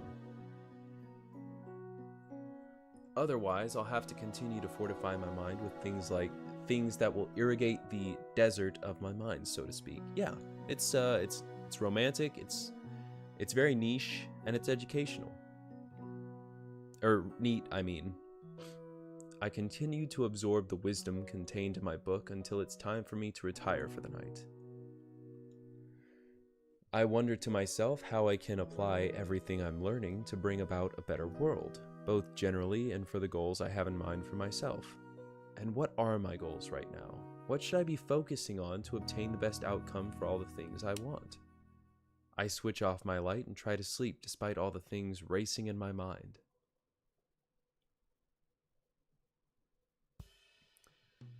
Today is a bit different since first period is replaced by a mass on Wednesdays. I remember this. I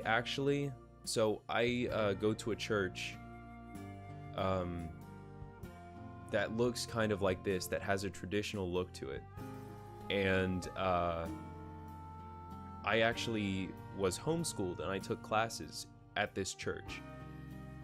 And it was sort of a place where all the homeschoolers could get together and take classes from parents and teachers who taught in like public education and higher education, who would volunteer their time to teach classes on their off days, or retired teachers who would teach there. So once a week we'd get together, and every day, like right before lunch, we'd go to mass. And it was really nice. I wasn't the best. I was there during high school, and it was a lot of good times. I really liked it, but I was probably not the most attentive person during class. Having ADHD doesn't help. And I remember something I would do, and this is really bad, but me and a buddy, oh, I'm sorry to see you go, Brad, but I hope you have a good day.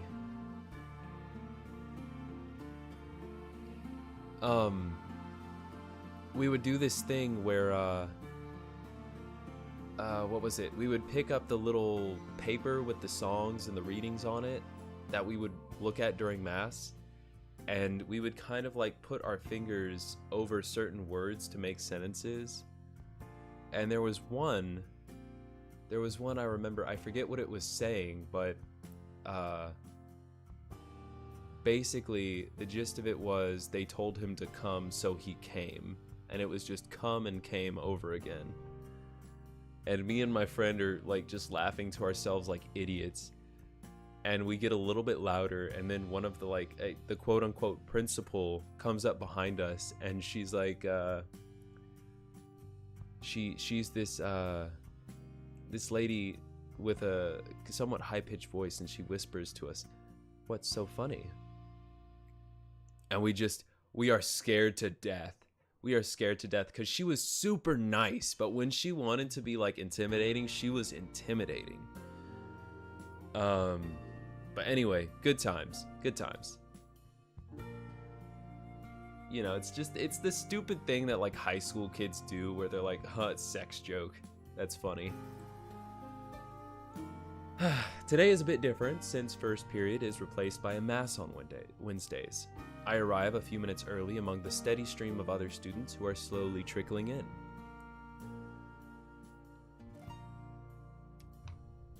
I look around to see if there's anyone I know. I imagine that since this is a fairly diverse campus, not all of the people I know will be here. Towards the front pews, I see the dark hair and the little red horns of Eva poking out from amidst the crowd of students. It's not very common to see the front pews of a Catholic church filled, a detail many priests like to half joke about once in a while during their homilies. This is true. This is super true. I never went to public school. I actually enjoyed homeschooling. I enjoyed homeschooling better than private school. Well, private Catholic school. For one thing, I lived close to a lot of the friends I made. So the common misconception about homeschooling is that you're antisocial and you never meet people. That is just not true at all. It's not true. In fact, the interesting thing was that I lived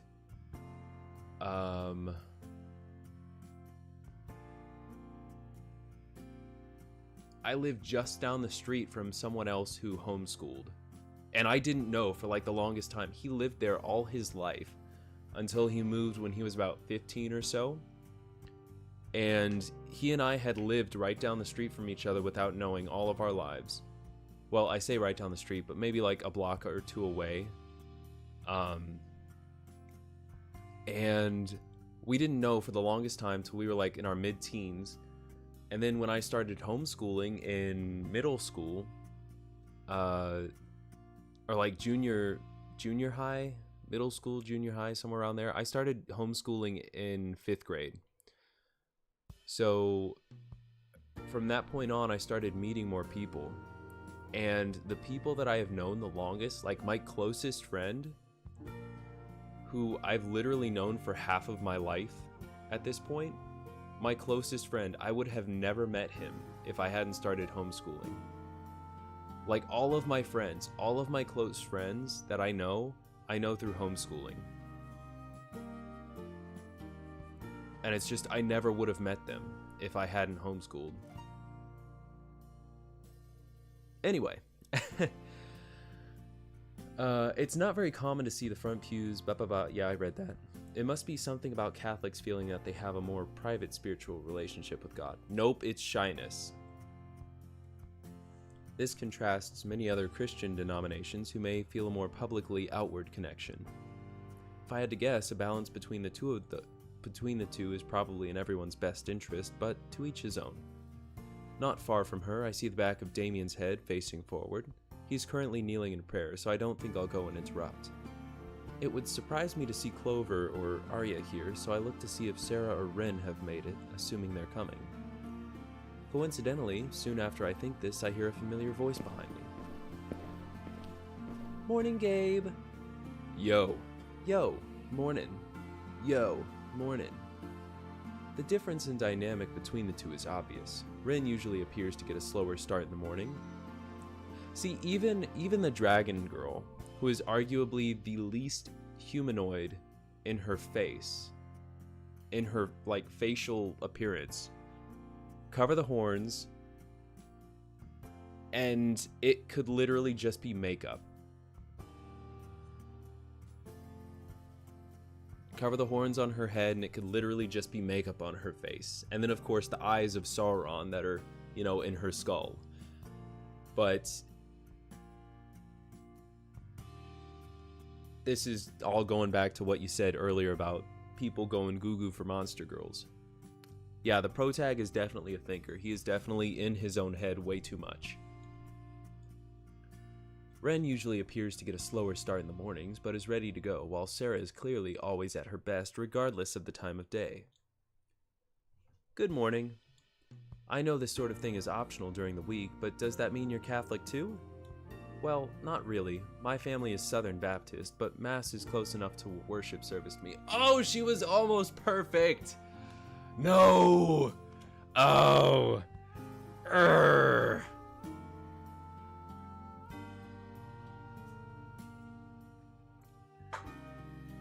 No, I'm just kidding.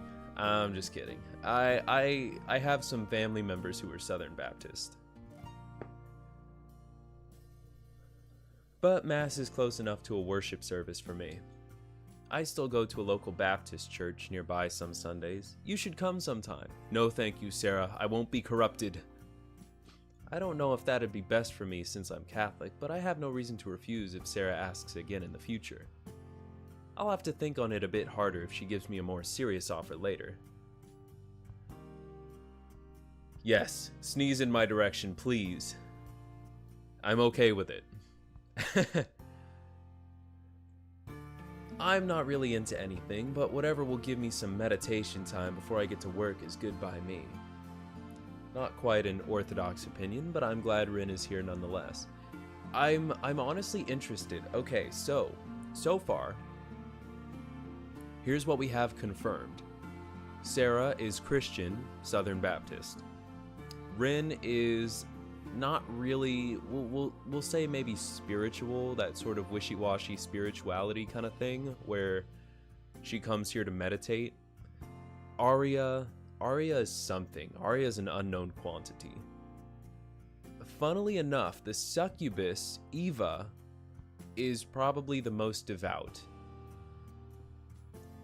And there was actually an explanation for that earlier, that since demons are non-corporeal beings, that succubi and succubus are not actually demons, and so that's how they can come to church and be Catholic and all of that. So there's that.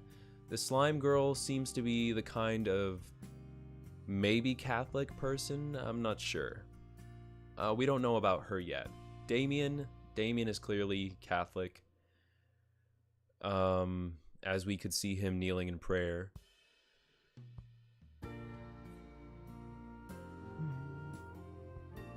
Am I forgetting anyone?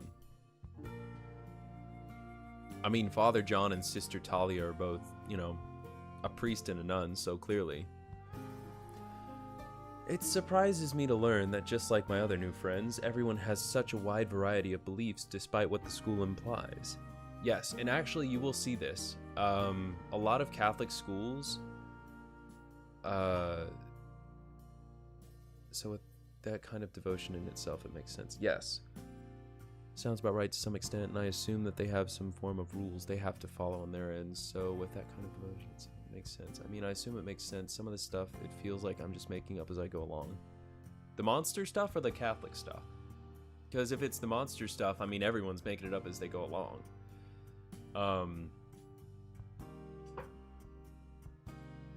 But as far as I've seen so far, this game does touch on true Catholic ideology, or dogma, I guess would be a better word. And this is actually something you'll see a lot of Catholic schools. I actually went to school, the sort of Catholic homeschooling thing that I went to, one of my close friends that I still hang out with and go camping with every now and then, he is a Calvinist. Oh, okay, yeah. No, that makes sense. That really does make sense. But it's also, yeah, everyone's kind of making it up and they're free to interpret it how they want to. So, regardless, I'm also glad they're here so I won't have to awkwardly find a pew to sit in alone. We respectfully tread down the aisle together to find a spot where we can all three fit. I pull down the kneeler and say a few quick prayers to start the day. After a short while, the music director greets everyone and announces the song for the opening procession. Most people open their hymnals to the specified song. We all rise while Father John and the altar servers reverently... Burp. Burp again. Third burp. Okay, no more. We all rise while Father John and the altar servers reverently process into their places. Good morning, students and visitors. Everyone replies in unison. Why am I doing his voice? Everyone replies in unison with, Good morning, Father. In the name of the Father, and of the Son, and of the Holy Spirit, Amen. The Lord be with you all. I reply along with the rest of the congregation and with your spirit. My brothers and sisters, let us acknowledge our sins and so prepare ourselves to celebrate the sacred mysteries in the Mass. Also, interesting to point out, this appears to be the same sort of style of Mass that the church I go to follows. This is the same introduction that's given by the priest and the same architecture of the church. So that's a funny coincidence. Early in Mass, we prepare ourselves with a prayer that asks for the forgiveness of sins, which readies us to listen to the Word of God. Some may say that the Mass is overly ritualistic, but I like it just fine. Something I learned during my religious instruction. Pretty much every part of the Mass itself is either directly quotes sacred scripture or is derived from it, all to prepare us to increase our holiness throughout the Mass. As Mass continues, I notice Sarah fidgeting beside me. Maybe the pews aren't very comfortable for harpy physiology. Ren seems to be doing fine though, despite having a bigger tail, which is wrapped around her and settled in her lap. After Father John does the gospel reading, I make sure to try and focus on the homily. In this day and age, it seems like most young folks are drifting away from God. Now, I don't want to be accusatory, but the data on this doesn't lie, and you're not the ones to blame. Mostly.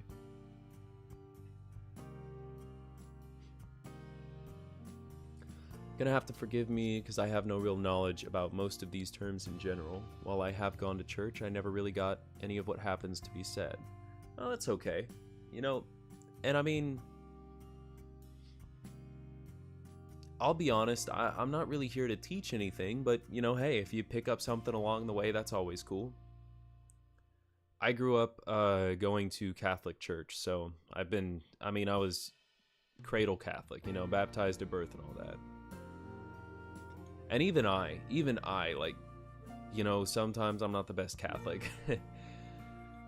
But there are some things that even I don't understand, and I mean, most of us don't understand like the mysteries taught by the church. We don't fully understand it, even if we can kind of rationalize it, but that's neither here nor there. For every new Christian that enters the church, about 10 walk out the door. Why is that? I, for one, believe it's due to a lack of not just faith, but also action. In the letter of James, chapter 2, verses 14 through 26, let's read this real quick.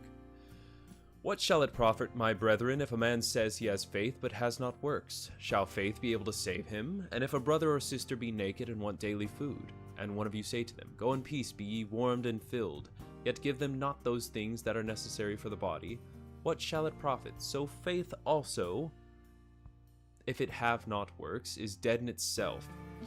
But some man will say, You have faith, and I have works. Show me your faith without works, and I will show you by my works my faith. But will you know, O vain man, that faith without works is dead? Was not Abraham our father justified by works, offering up Isaac his son upon the altar? See you that faith did cooperate with his works, and by works faith was made perfect. And the scripture was fulfilled, saying, Abraham believed God, and it was reputed to him to justice. And he was called the friend of God. Do you see that by works a man is justified, and not by faith only? And in like manner also Rahab the harlot, was not she justified by works, receiving the messengers and sending them out on another way? For even as the body without the spirit is dead, so also faith without works is dead.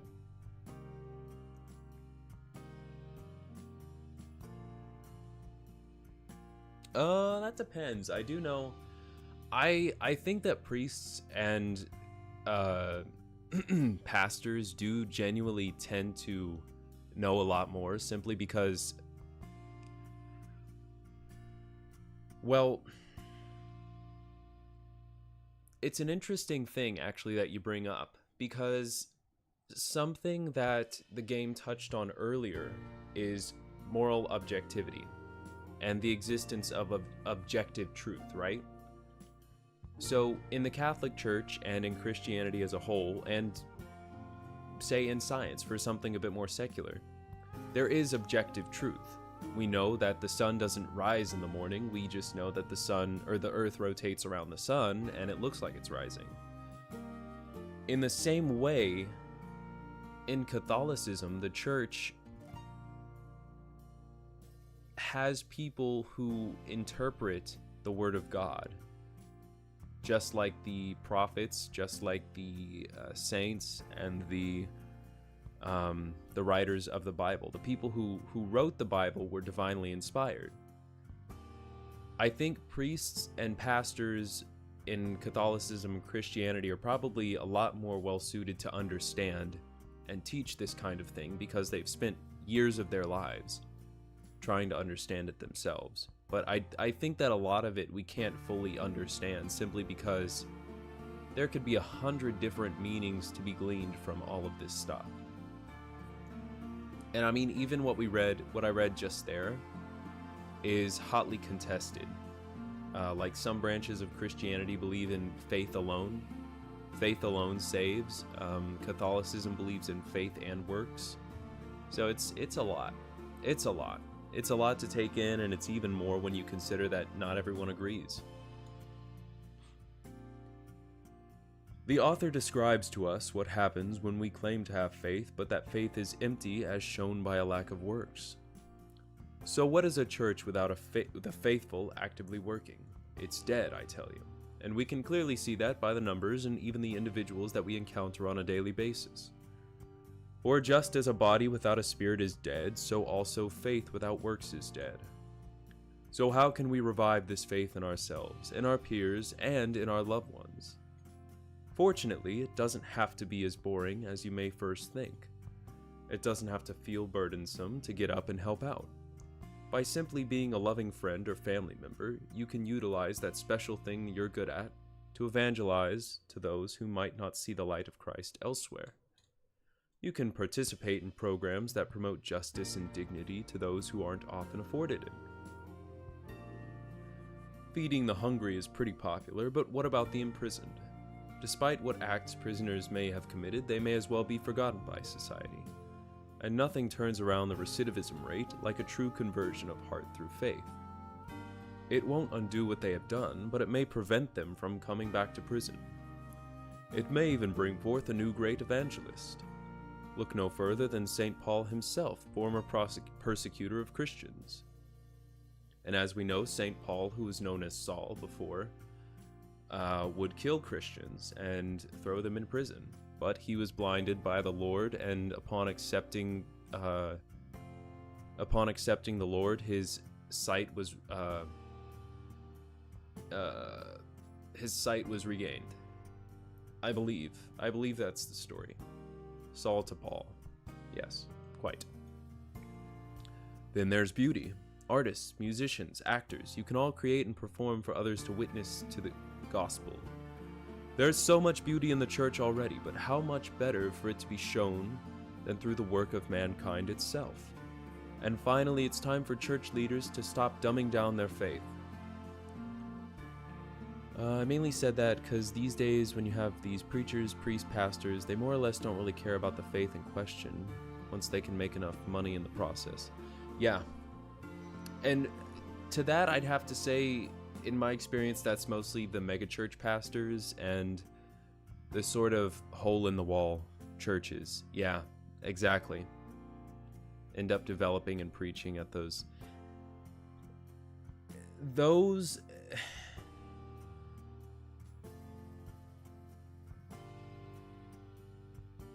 It's weird. It's really weird because in the Catholic Church, priests take a vow of poverty. And while they don't necessarily live in squalor, they don't own the houses that they live in for the most part. They don't really work other jobs. They don't do much of anything except for being a priest, and so therefore they are supported by the congregation and the church.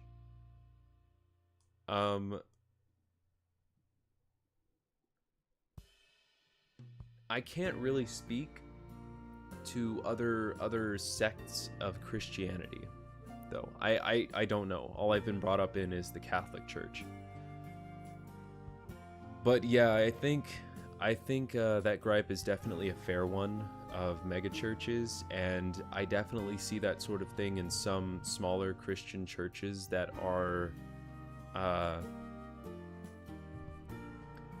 financed by pastors who seem to have a decent day job and car collection. Now, that being said, there's nothing wrong with attaining wealth. There is nothing wrong with attaining wealth. But, I mean, kind of like what Father John here is talking about, faith without works is dead. So, being a faithful Catholic or Christian, or literally any religion, I would say. What was that? What the heck? I just heard like a weird... Hold up. I'll be right back. I don't know what I just heard.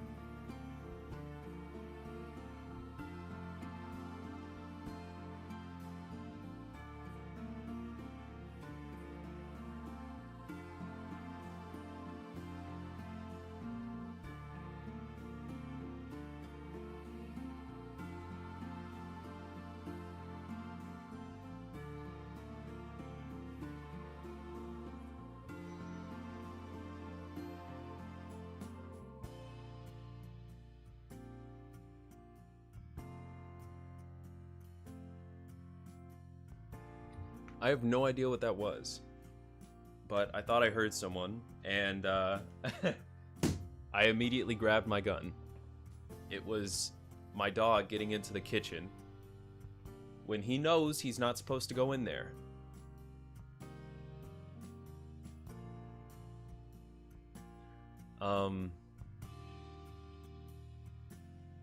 What was I saying?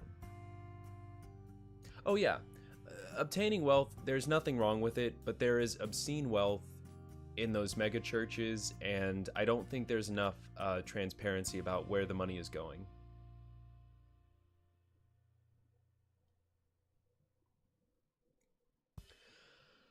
That is also another problem that I have, is that when you take these positions, you're not really seen as a human being anymore. You're more or less just a purity symbol and a pillar of the community.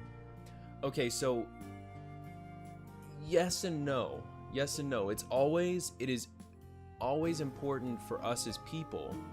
I don't think that priests and deacons and stuff, I don't think they need to seem less human. Because you have to remember, we're all human, we're all going to do bad things. We're all going to do things, we're all going to be lazy at some point, we are all going to do things that are considered sinful. Now, whether it's considered sinful by this religion or that religion is unimportant. We're always going to have days where we, like, oh, why am I being so lazy? Or we're all going to have days where we're like, I just saw that $5 fall out of that guy's pocket. Should I let him know or should I take it? We are all tempted to do bad. But what we need to understand as people is that there is no human being alive. There is no human being alive that is 100% resistant to sin. And if you want to go to a megachurch and listen to the teachings of a megachurch pastor, and you want to put your money towards that, and that is your faith, while I don't agree with it, I think as long as you can understand that these people are putting on a show, and they're human, it's like,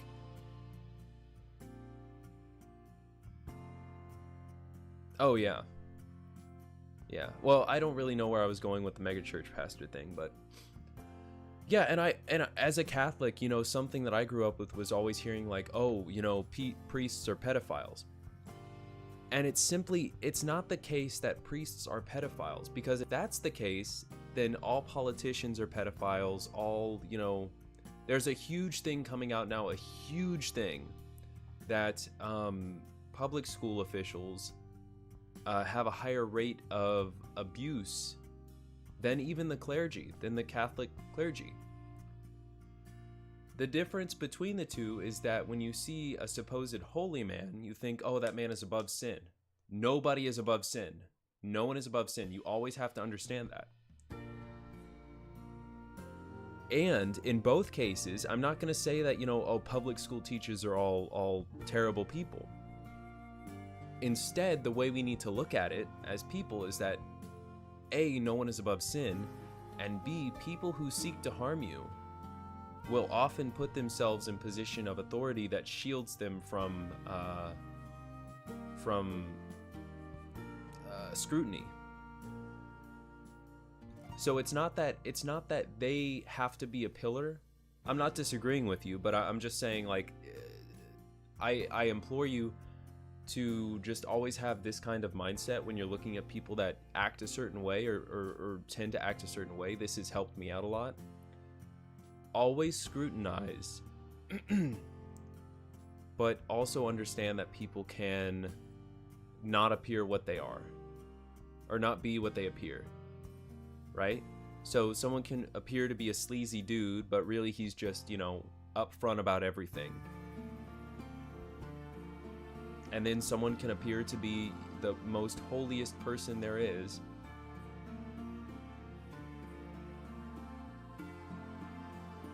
Yeah, you're correct. The holiest person could be the worst person in existence.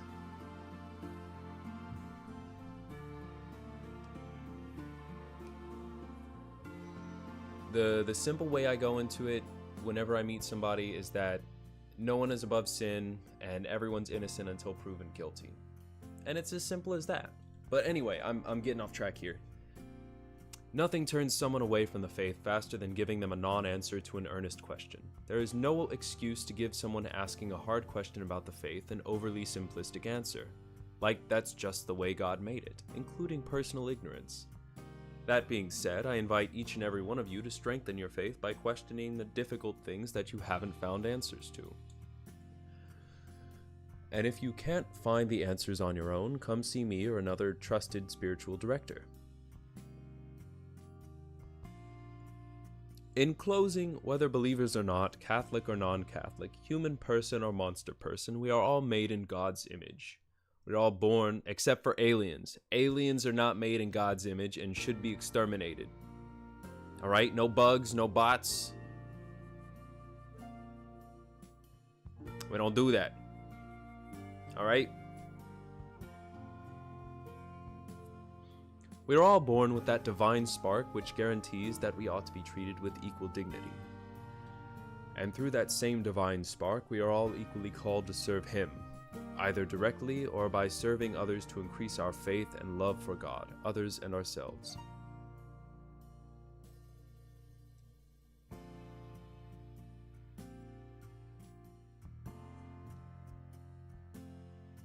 Yeah, giving a simple... I remember something I didn't like about Catholic school when I was a kid, because I was the kid with ADHD that would answer everything with why, right? And a common meme in like the church in general is that, oh, what is God? God is love. No. Damn it, you don't understand, man. The aliens invading Earth, they are not made in God's image, all right? Warhammer has it right. Kill them all. We should always strive, plus it's just fun to learn, like, the complicated answers to stuff. We should always strive to understand things more deeply. Especially if we claim to believe in it. The congregation replies with a solid Amen. And then Father John phases out of existence. The rest of Mass goes on as usual. I receive the Eucharist, as do many of the other students. A surprising number appeared not to do so. I'm guessing most are non-Catholic students and visitors. I do notice, however, that Eva doesn't partake, which is odd because I thought that she was Catholic. Plus, if I recall correctly, she was in line for confession just this Sunday. Did something happen between now and then? She was having impure thoughts. She is a succubus.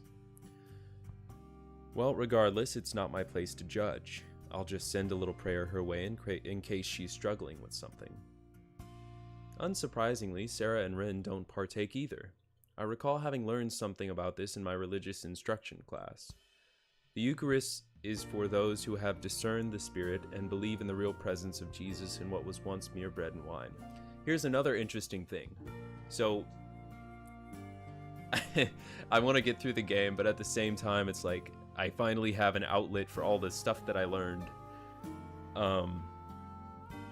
It might say this in just a few lines, but Catholics believe that, I believe, that when partaking in the Eucharist, what we are actually having is the body and blood of Christ. So the wine that is blessed by the priest and the bread that is blessed by the priest becomes the actual blood and body of Christ. Every single time, every single Sunday, every single day, Mass is said and a priest is there. And that is called transubstantiation. The act of the wine being turned into the blood of Christ and the body, and the bread being turned into the body. I wonder to myself what those things actually mean. The real presence and discerning the Spirit. I think it has something to do with confession and being right with God. It deserves looking into. Maybe I should ask Father John sometime.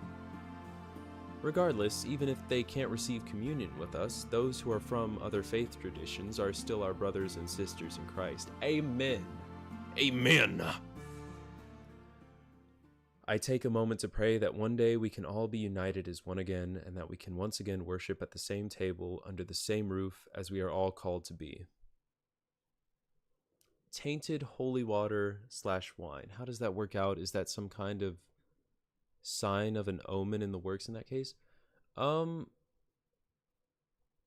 know, I've never heard of anything like that. Now, there was,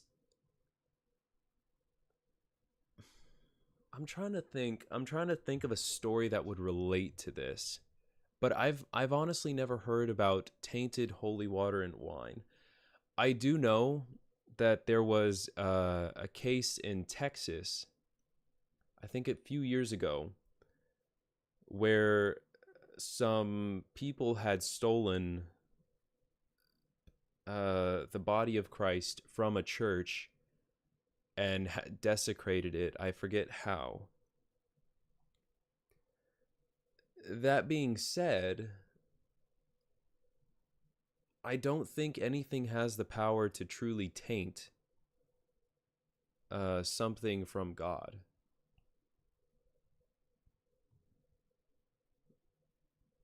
But that's interesting though. I would have to look into that.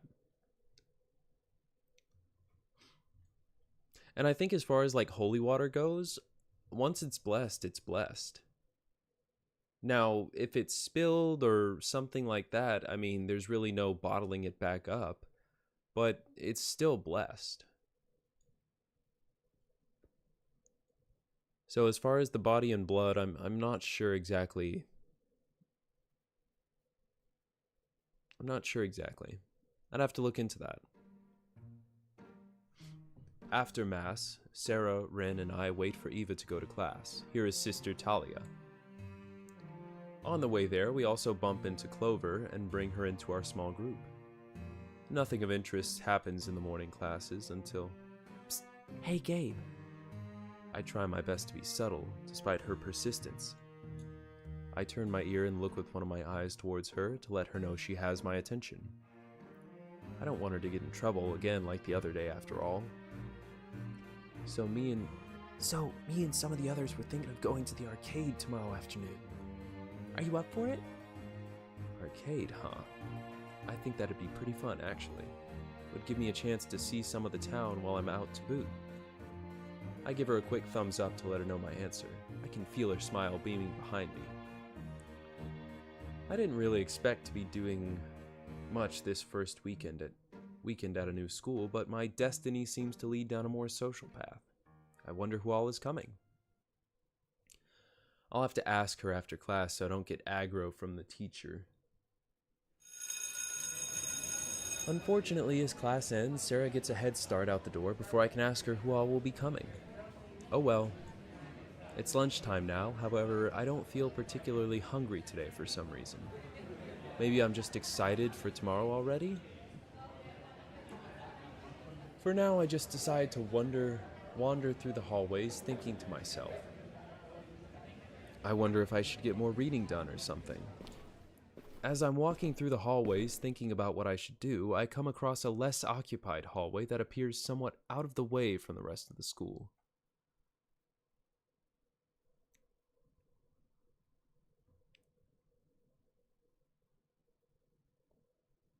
Yeah, usually in those situations, it's mainly due to some practical reasons, like you could have a bleeding open wound, have it drip in the blessed water, and contact something like HIV, for example. Oh, true.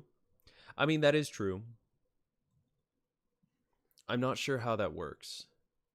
I honestly couldn't tell you.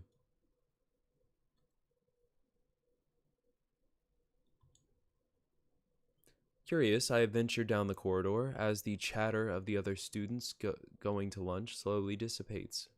I round the corner into another wing that appears less used than the rest of the school. This is where I went for music class yesterday. I just thought that the religious angle might be driven out of control a little bit, and they might assume the worst being some kind of demon or whatever I contaminate. I don't think so. Honestly, I mean, I remember when COVID was at its height, the Pope gave special dispensation to Catholic churches that that they didn't have to receive communion. You didn't have to drink the blood of Christ. You could simply have the body of Christ. And so in that way, they understand that diseases can spread. In fact, here's another interesting thing. A lot of great scientific discoveries and propositions have been made by Catholic priests, Catholic scientists, and Catholic priests. I forget who it was. I forget his name, but the Big Bang was actually proposed by a Catholic priest.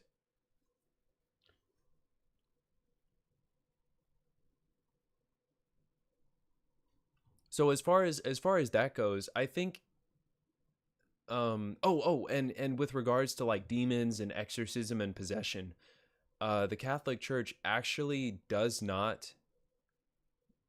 First of all, exorcism and that kind of thing are extremely rare. And it takes a lot for the Catholic Church to authorize an exorcism and acknowledge something. Hold up, let me Google this because I'm gonna feel like a freaking moron. I'm gonna feel like a fucking moron if I'm wrong. Who proposed the Big Bang Theory? Yes, Georges Lemaitre, a Belgian Catholic priest, first proposed the Big Bang Theory in 1931. He was a Catholic priest and a cosmologist.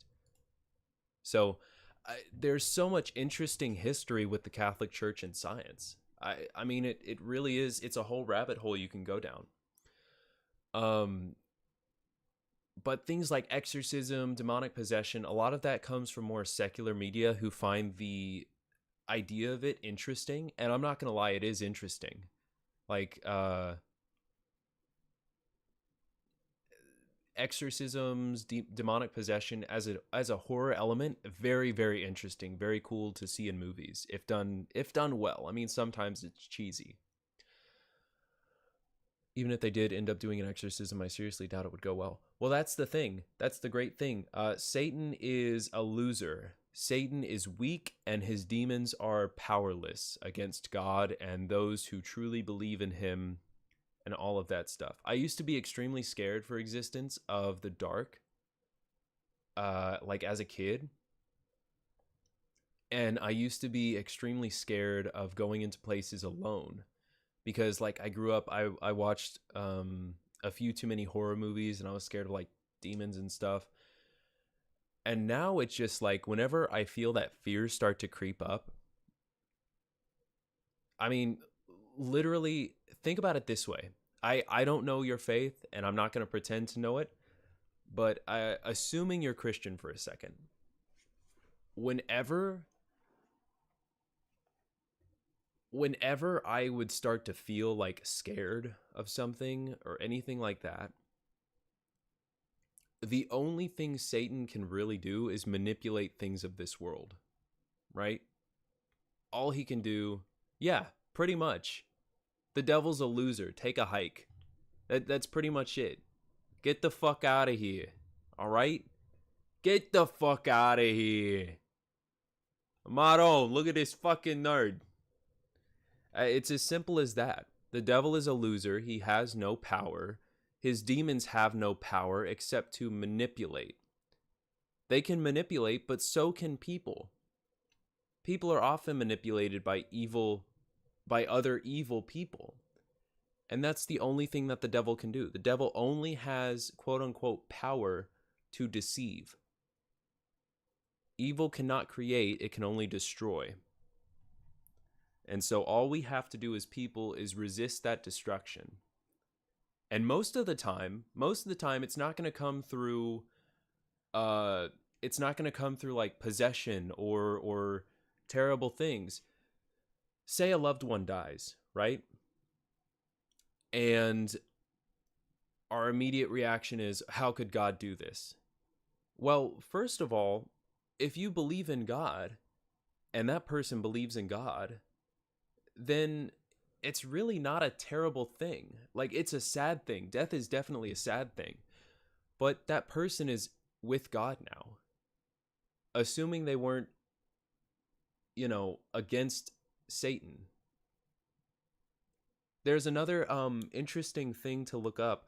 I really recommend something that kind of delves into the kind of exorcism thing is you should look up Wendigoon, an interview he did with the creator of the game Faith, the Unholy Trinity, because there's a very interesting thing where he mentions, all along the way, you have to actively go. Well, I don't know if you've played it. I'm going to spoil it a bit since it's now like 3 years old. You have to actively go out of your way to become possessed by the devil. Like the whole game, you're given the choice to do good things and bad things, but you have to actively go out of your way to choose evil. And it's the same thing. And it's the same thing in real life. You have to actively go out of your way to choose to be evil. And so when people say that, oh, well, he didn't go to Mass this Sunday, he's going to hell. No, God forgives. God forgives.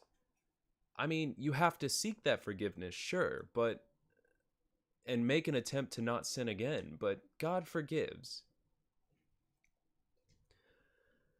And so when people fall into despair, say when a loved one dies or when something is not going their way, that's literally just the devil manipulating things on earth to try and drag you down to his level. We are all above the devil. We are all above him because we are not yet fallen. I'm not a preacher. I'm not a priest. But these are the takeaways that I have gotten from my faith. Anyway, I love rambling, but I have to get back to the game. As I go deeper into the hallway, I hear the muffled shredding of an electric guitar coming from somewhere within. I notice the light on in one of the rooms, which is hard to notice at first due to the light outside still beaming in from the windows. Definitely going to result from many factors like the environment you were born in, the people you meet, media, etc. Exactly. Yeah. The manipulation comes from people who don't know any better. I mean, that's what manipulation is. It's being tricked. It's being duped. I approach the door curiously and lean into view of the door's window to peek in. There I see Arya, jamming away with a cool and shiny black electric guitar with a white spider lily design on the head. It's connected up to a mid-sized amp with a red rose design on the top left corner, and I'm taking a sip of coffee.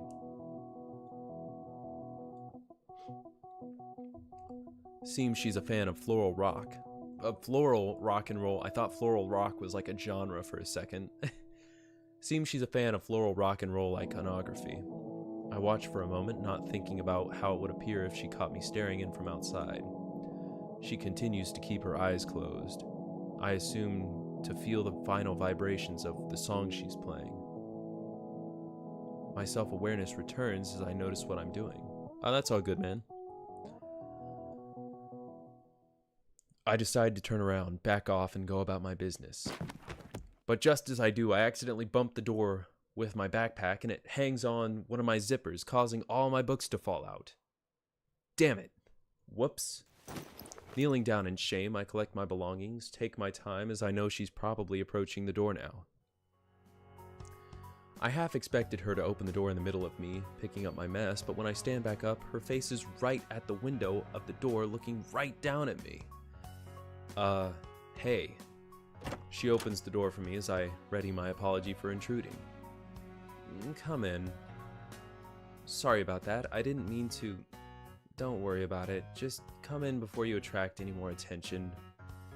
I hurry inside at her request. Arya shuts the door behind her, leaving me in the awkward position of being caught after listening in. So, I was just walking by when I heard your guitar playing. No kidding. I also know that this wing of the school is empty at this time of day, and you'd have to be walking out of your way to get here, too. Want to explain that? I was bored and looking for something to do. So you make a habit of wandering down empty school corridors. Would you believe me if I said yes? I pray my attempt at humor lightens the mood a bit. Not really, no. Darn, I didn't think it would work. I'm just not used to having company in here while I play. Sorry for intruding then. This is where I used to play with my bandmates before they graduated. It's been a bit different without them here, but I'm getting used to it. I guess you can't meet up with them as often anymore, huh? No, they all had to get jobs, though we still do meet on occasion. We have to keep the band together, you know. Especially if we want to... Never mind. What was that? I guess they have some kind of goal in mind, but since she doesn't seem to want to share, I won't press her. What genre do you guys play again? Alt-rock, punk, metal, industrial, basically anything with a darker vibe. True to her looks then. Not to criticize too harshly, but I could have guessed most of that from her appearance alone. Not that I mind, I have nothing against the look or the genres. Anything you're willing to play in front of me? What, your free concert wasn't enough? Humor me with an encore? Arya puts a slight smirk on her face, apparently amused at our discourse. She readies herself again and begins strumming her guitar as before. The melody seems improvised and not too familiar, but it definitely has the feel of someone who knows her stuff. Not that I'm any kind of expert to judge. I sit and listen for a while, mesmerized by the sound of her guitar. I've never been that deep into music, but hearing someone play live awakens some kind of spark within me. It almost makes me want to pick up an instrument. Almost. I sit here and enjoy the music until its completion. As she finishes like she did before, she lets the sound reverberate through the room while we soak in the last note. Bravo! I'm impressed. You must have practiced a long time to get this good. Thanks. It wasn't easy, but it's been a great way to escape anything that's been going on in my life, so I just kind of attached myself to it. I never had the opportunity to play anything myself, so seeing someone so skilled up close is something else. Well, I take that back. I was forced to play a recorder in elementary school one time, but that didn't last very long as my parents could only stand hot crossed buns so many times in a row. True and real. Feel kind of self-conscious for taking up too much of her practice time, so I decided to give her space back. I don't want to keep you from practicing, so I'll get out of your hair. Arya doesn't respond verbally to this, but she does give me a little smirk.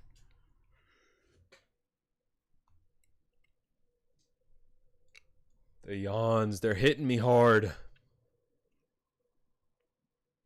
I'd like to get a list of those recommendations you mentioned earlier if you don't mind. Want to trade cell numbers? You're pretty smooth for an underclassman, I'll give you that. No, I'm just, well, no, yeah, that means I'm pretty smooth. Yeah. She holds her phone out with her contact information and I enter it into my phone.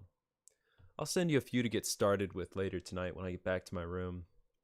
I'll wait in eager anticipation. I bet you will. After she gives me a final smirk, I head out the door and back into the hallway. Almost as soon as I shut the door, I can hear her start to play again. It's no wonder she's so good. I think about inviting her to the arcade get-together tomorrow, but decide against it. I don't know who all is coming or invited to begin with. Heading back to the cafeteria, I find myself already regretting my decision to skip a meal. By the time I get to class later that day, I come to fully regret skipping lunch.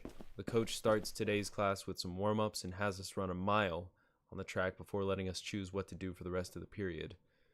Ugh. After all that movement and so little fuel. Ugh. The devil is targeting me with his yawniest yawns. I don't know why. I decide to join the girls in the bleachers today, specifically Clover, Eva, and Arya. Being careful to avoid Rin and especially Sarah's gaze, I know she would pull me into their group in a heartbeat. And I head over to the empty space around Arya, Clover, and Eva. I approach the girls with a quick greeting. Yo. Clover is the most obviously social of the group, so it's no surprise that she greets me first. The others hardly look up from what they're doing, except Eva, who briefly looks over her book.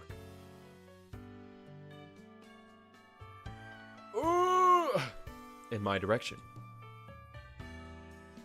Mind if I sit here? Nah, I was just telling Eva about all the exciting new things that FFKO is doing in the newest update.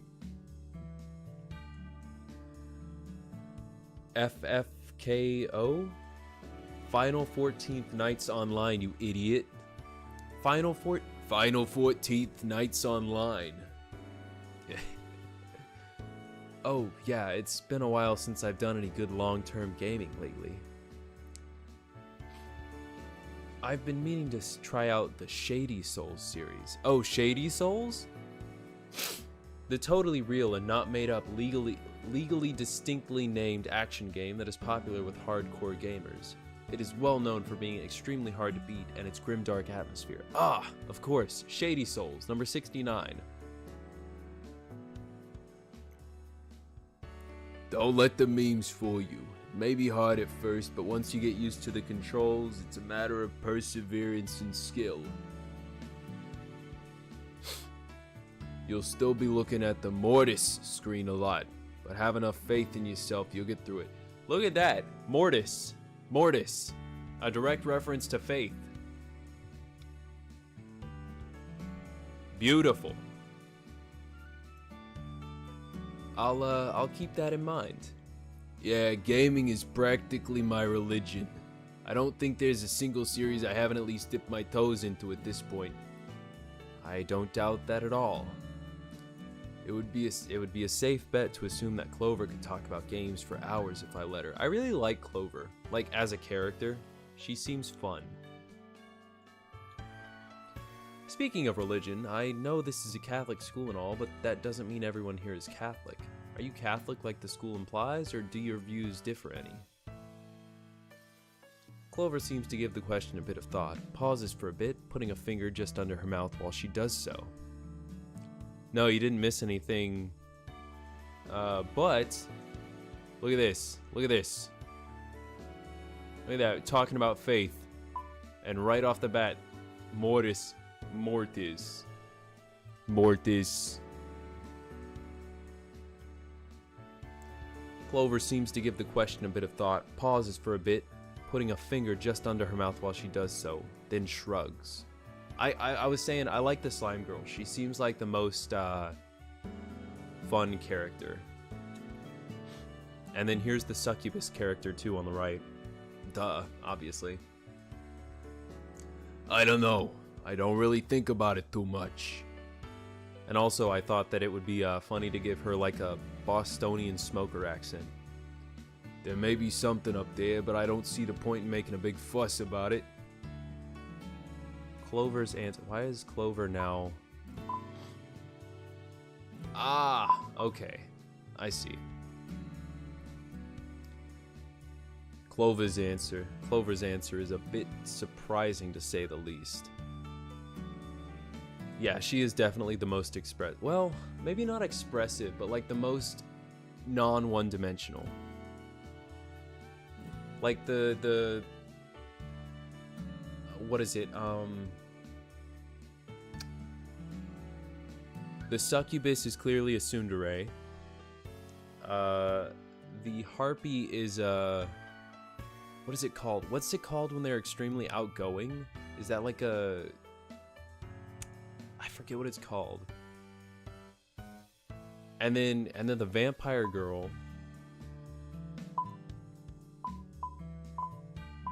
The vampire girl would be like a... What is it? A kudere? Kudere is the type of girl that doesn't like... She likes playing it cool. Calm, cool, and collected. You know, that type. She's like uninterested. Clover's just a freaking nerd. Clover's just a nerd. And then the harpy is the tomboy, clearly. No, not the harpy, the dragon. The harpy is the happy, outgoing. The succubus is the tsundere. Anyway. An atheist and an agnostic going to a Catholic school. I guess it shouldn't surprise me too much, though. Eva is probably Catholic since I saw her in line for the confessional, but I still want to hear her thoughts on the matter. In fact, I want to hear what Arya says about the topic too, but maybe I shouldn't. It is a sensitive topic after all. Speaking of Arya, even though I already know her musical tastes, that could be a safer topic to include more people in, since just about everyone listens to music. I already know where we're headed with this, and I'm definitely choosing the confrontational one. Just about everyone has a show or two that they're streaming, whether it's the popular stuff or something older and niche. If I'm going to redirect the conversation, now would be as good a time as any. Nope.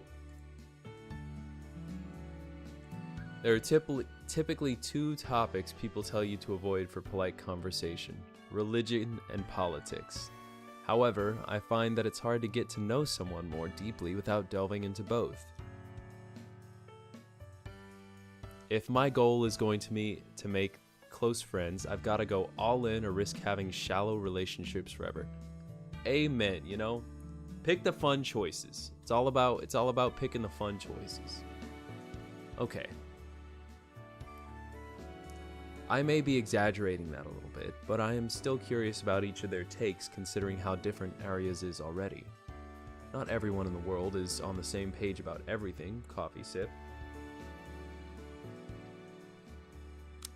Especially as many things as we're distracted by nowadays. Besides, it's not like I'm as deeply into my faith as I should possibly be. This dude, oh my gosh. I imagine they're just staring at him like the vampire girl is like, this idiot's thinking to himself again. Clover's just off in another world. She's thinking about Final 14th Nights Online, her MMOs, and Eva's over here like, is he stupid? Is he retarded? Is he gonna...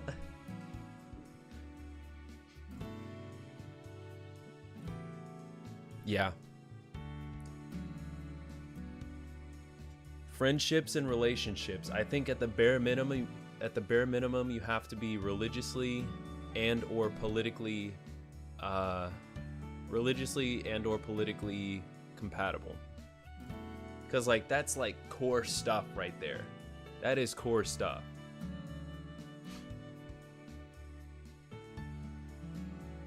I've already asked Clover about her beliefs, and Arya was pretty clear about hers, so I should try Eva next. Hey, Eva? Eva startles just slightly after being called out. Tsundere, cough cough.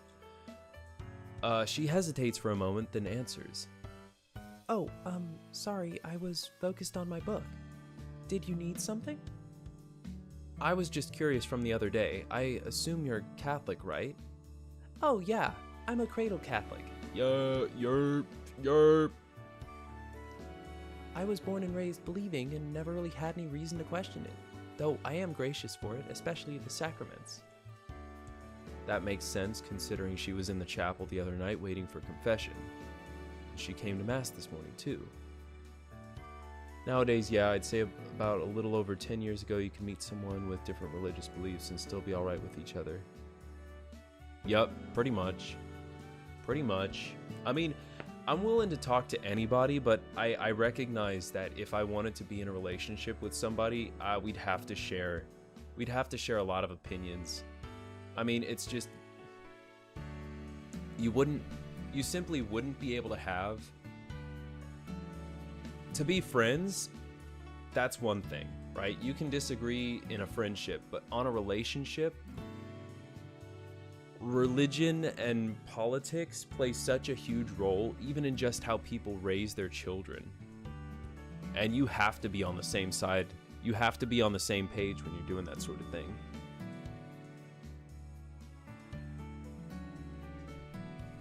But yeah, nowadays it kind of sucks where you can't even be friends with someone who has differing political ideologies.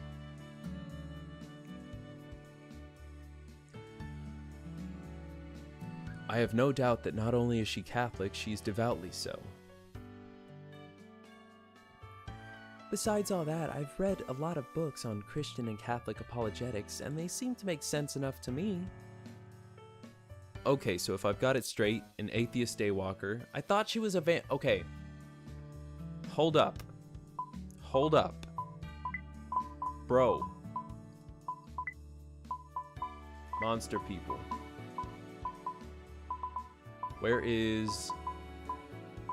Oh, we got cat people. I want people. Here we go. Ren. Okay, we have Father John, Sophia. Sophia's the bunny girl. Dave. Oh yeah, Dave and Bill were the assholes that were bullying. Where is... I don't understand why they don't show... Oh wow, I'm 94% complete. I guess with the demo. Alright, where is Area Von Stradivari? Oh, wow. That's kind of on the nose with her being a musician, huh? Wait, what? I thought she was a... Huh? I thought the game said she was a vampire. Damn, well now I'm the asshole. Okay. Yeah, no, this is a demo. This is a demo, and honestly, I mean, I think if you cut out the 50 minutes of yapping I've done, it's still like a 4.5 hour demo. So, yeah, there's something there, especially since it's free. On top of that, this morning I learned that Sarah is a non-Catholic Christian and Rin is somewhat of a spiritual vagabond.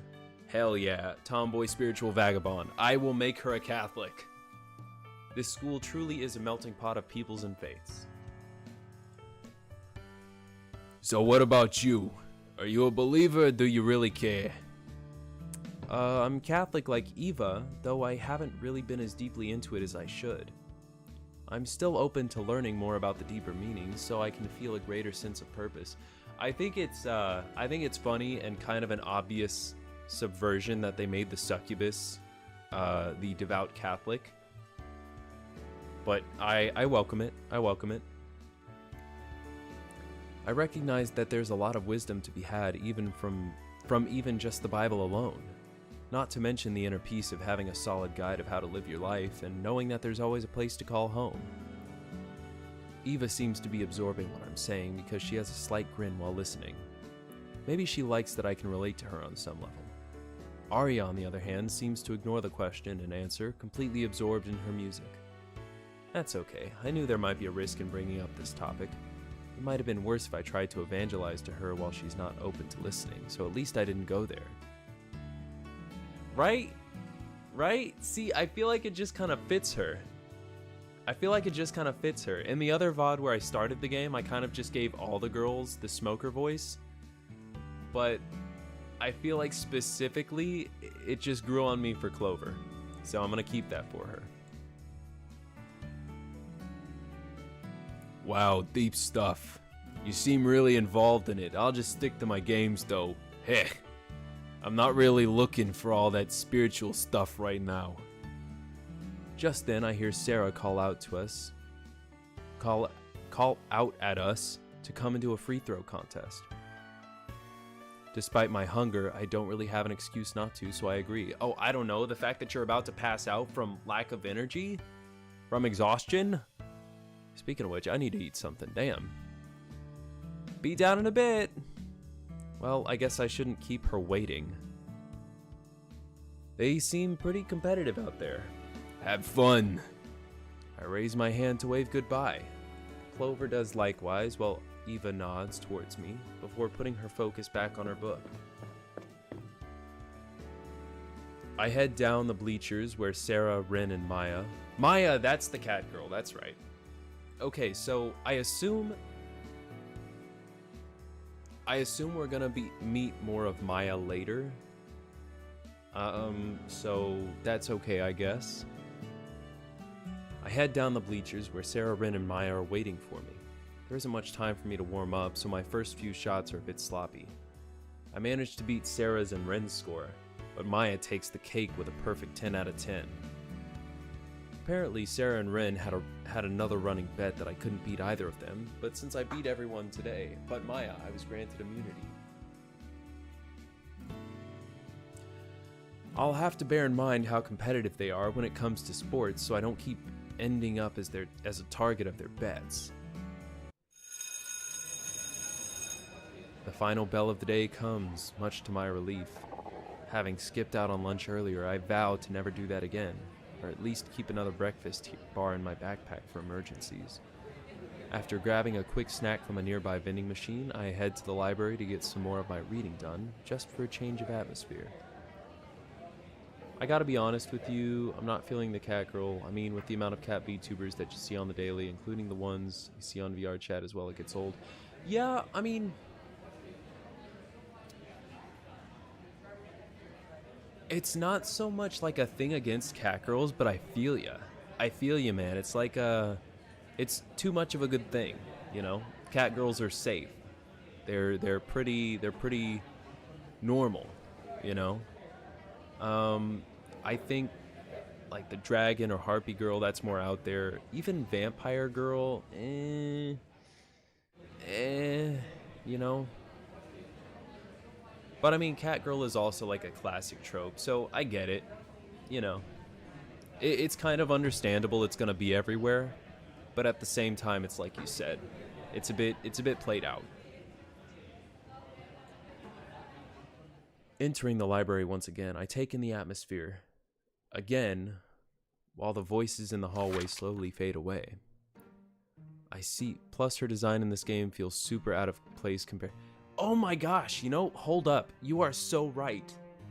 It does feel kind of out of place. Holy crap. And I just realized why.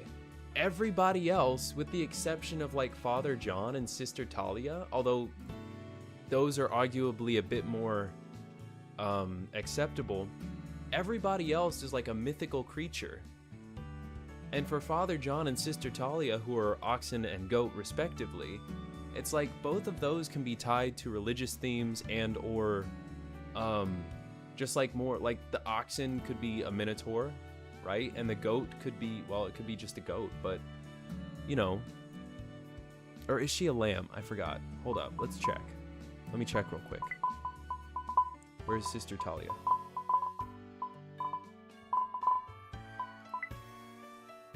She's a sheep. Okay, so she's not a goat, she's a sheep. And in Christianity, sheep, well, lambs have a very big significance because Jesus is the Lamb of God, the lamb to be sacrificed for our sins. So it makes sense that they would use a sheep or a lamb or a sheep, whatever, as a character. And then everyone else kind of has like a mythical creature vibe going with them. You know, you got succubus, obviously mythical, vampire, mythical, slime girl, mythical / you know, anime inspired, sure. And then you have harpy, dragon, but then you have house cat. You got Garfield over here eating your lasagna, throwing a perfect 10 out of 10 on the free throw line. Like, what the fuck? That being said, we do like cat girls around here. It's just a bit common. It's a bit common. I seat myself at one of the tables, away from any other person so I can concentrate on my book. I settle in, letting myself get immersed in the points that the author is trying to get across. I suddenly notice something cold and wet hit the back of my neck. I look around to see what it could have been. Nobody is quite near enough for it to have been someone around me. I look up as well to make sure that it's not a leaky air conditioner vent. I've seen something like that happen before in buildings with poor maintenance. Whatever. I rub the water off my neck and turn back to my schoolbook. After another short while, I feel it again. What the fuck? Who the fuck did that? As I say this aloud, I stand up and quickly look around. I notice Clover, sitting at her usual spot with her big gaming setup still working its magic. I keep my eyes in her direction for a bit longer to see if I can catch her in the act. But she turns around and disappears into one-dimensional nothingness. It doesn't take long for her to peek back towards me, then jerk her face back forward. Suspicious. I decide to sneak around the long way to get in her blind spot. Oh, are we about to see the eye thing that she can do? But as soon as I round the corner... Gotcha! Cold water hits my face, the source of which seems to be coming from her fingertips. Her hands are in a finger gun. Oh, let's look at this term. What's a finger gun? Yeah, okay, yes, She is a slime girl. I'm pretty sure that's what they call her. People, Clover. Yeah, she's a slime girl. I mean, maybe like she can separate water Like maybe she can't shoot slime, but she can shoot the water from the slime, separate it somehow maybe? Her hands are in a finger gun shape, like a thumbs up with her pointer finger still aimed at my face. She chuckles as the water drips from my forehead. You got me. Neat trick. I say this half amused, half impressed. I can't be entirely mad, it's a really unique skill. Many years of training in the art of finger guns. I've gotta say, it's not really a fair fight. I'm gonna have to find some way to get you back now. What was it that Damien said that slime people are weak against? We're not trying to kill her, Gabe. Come on, man. Maybe I can use that as ammunition against her.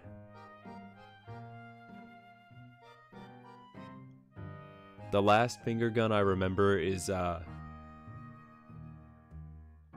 was it? Was it Makima's finger gun when she kills Power? Damn. Damn. Bang.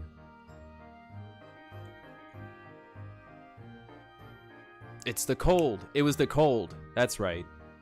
Wait, okay, I'm gonna choose all the options, but the cold is gonna be my final one. I think heat should do it. Surely that would make her melt or lose her form or something. If you're not careful, I might just bring a hairdryer and sweat you out. Clover gives me a smug grin. That'd be pretty comfy, actually.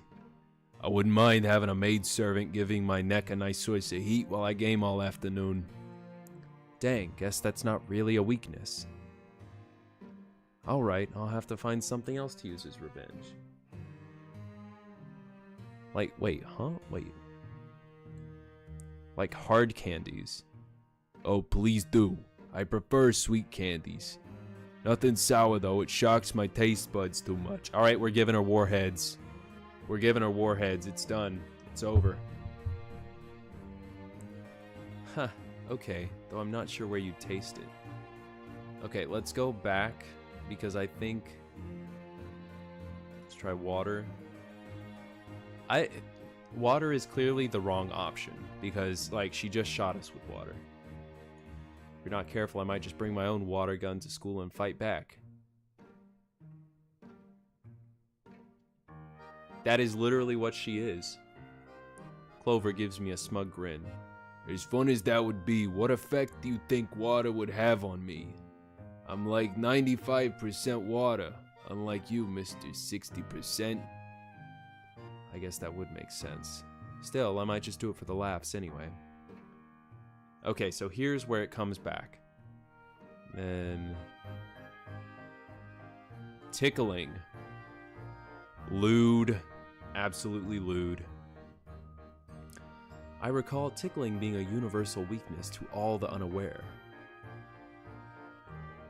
If you're not careful, I might sneak up behind you and tickle you or something in retaliation. Clover raises an eyebrow at this. I'd prefer you not. I value my personal space way too much for that. Besides, it would be very easy to counter by keeping your fingers stuck to my sides while I just blast you with cool water again. Yeah, tickling, not the case.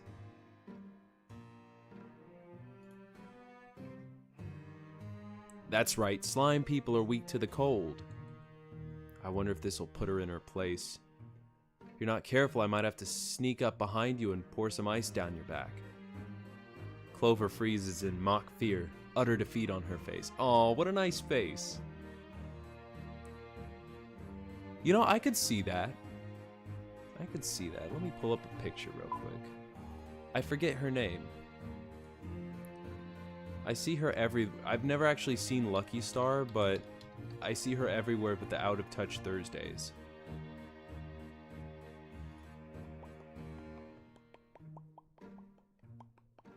Konata, that's her. You've been doing your homework, I see. Seems that I have a formidable opponent now. Fine, I swear I won't squirt you with my finger guns again. For a week or so. She mumbles the last part, but I still catch it. I decide to play along anyway. Alright, I'll have to find something else to use as revenge, like hard candies. Oh, please do. I prefer sweet candies. Nothing sour though, it shocks my taste buds too much.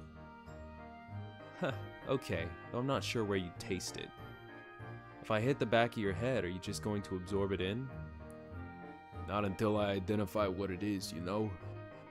There are way too many things that get stuck in my body that just absorb anything that gets stuck in me. What a strange conversation. Never in my life assumed that I would be talking about how a slime person works to a slime girl, no less. Well, since I'm technically taking a break now, why don't you show me what you're up to? Didn't really get a good look the other day. Yeah, sure. Yeah, that sounds kind of sus. So you're familiar with FFKO already, right? Yeah, Final 14th Nights Online. So Final Fantasy, not sure what 14th comes from, although it's spelled incorrectly. And then I guess Arknights?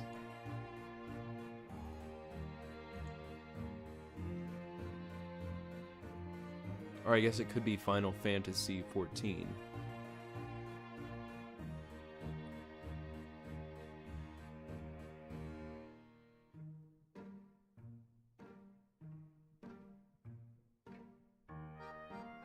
I don't know if I want to imagine that.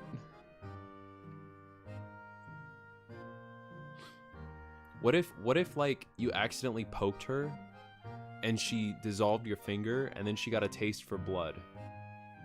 It's a pretty scary predicament to be in, where she just starts hunting you. I've never played it, but it's an online action role-playing game where you fight monsters and interact with a bunch of other players. Those are the basics of any MMO, but what makes this one different is that your one character can take on any role or class the game offers. Alright, but it sounds like a lot to get into. Is it gonna take a while to catch up to you? Nah, the game really has a nice pace from beginning to end, introducing you to each system as you go. I still don't know if that kind of commitment is something I'm ready for. Let's see if I can shift topics to other games for now. Well, I don't know if I'm ready for that.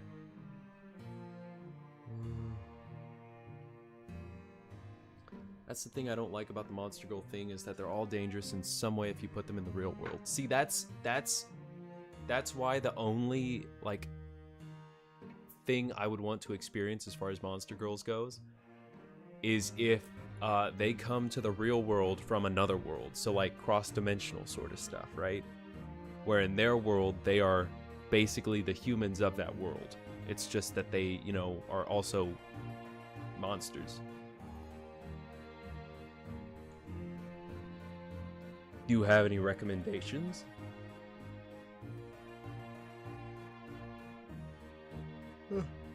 I see that you have a wide variety already. Without missing a beat, even amidst fighting hordes of monsters on screen, Clover responds to me excitedly.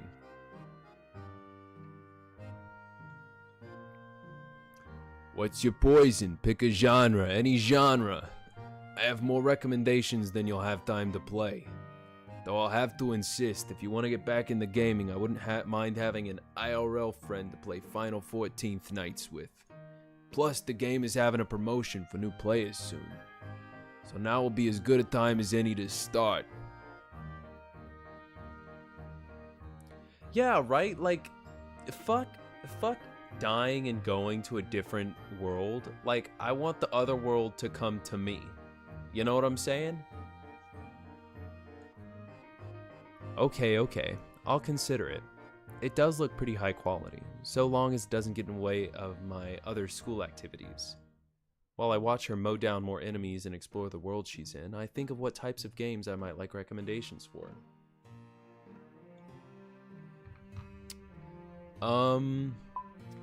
I'd say for the most part, I'm an FPS kind of guy. But at the same time, I like story. Look at her smugly peeking through the options. Look at that.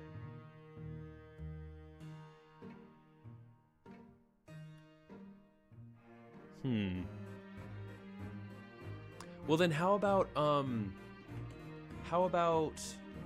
what about that one anime, what was it called? Like, oh shoot, I'll be right back. Hold up, one sec. I had to use the bathroom.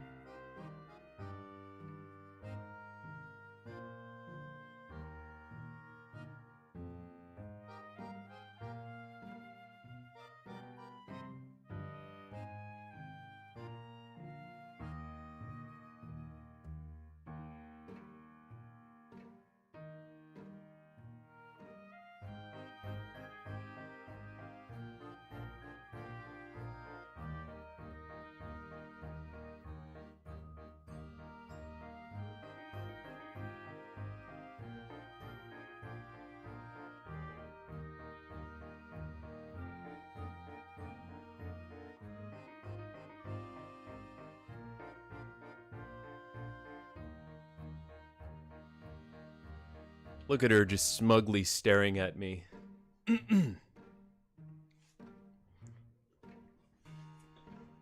We're gonna go high action, because I feel like passing the time would be gacha, story heavy, would be like maybe visual novels, relax, some kind of clicker game maybe. I'm gonna go high action. Fast paced. Something that'll test my reaction times to get my blood pumping. I see. Something fast and challenging. But there's always the Shady Souls series. What's the Shady Souls series? The totally real and not made up, legally distinctly named action game that is popular with hardcore gamers. It is well known for being extremely hard to beat and its grimdark atmosphere. Oh wait, I already looked this up. I already looked at this one, that's right.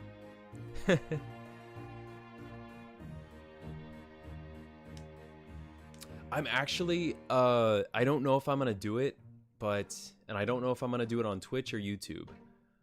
But I have never played a Souls game, I've never played Bloodborne, I've never played Elden Ring, and I think that might be an interesting one to hop into. So I'm gonna wait for a sale, and I might pick up the Dark Souls games. So we'll see, but we'll see. Just about everyone complains about the difficulty. But once you learn your move sets as well as the enemies, you're good to go. You're golden. Then there are the first-person shooters. I've always been a fan of the classics like Mood and Quarter Life. Oh, Mood, you say? Quarter Life. Ah, of course.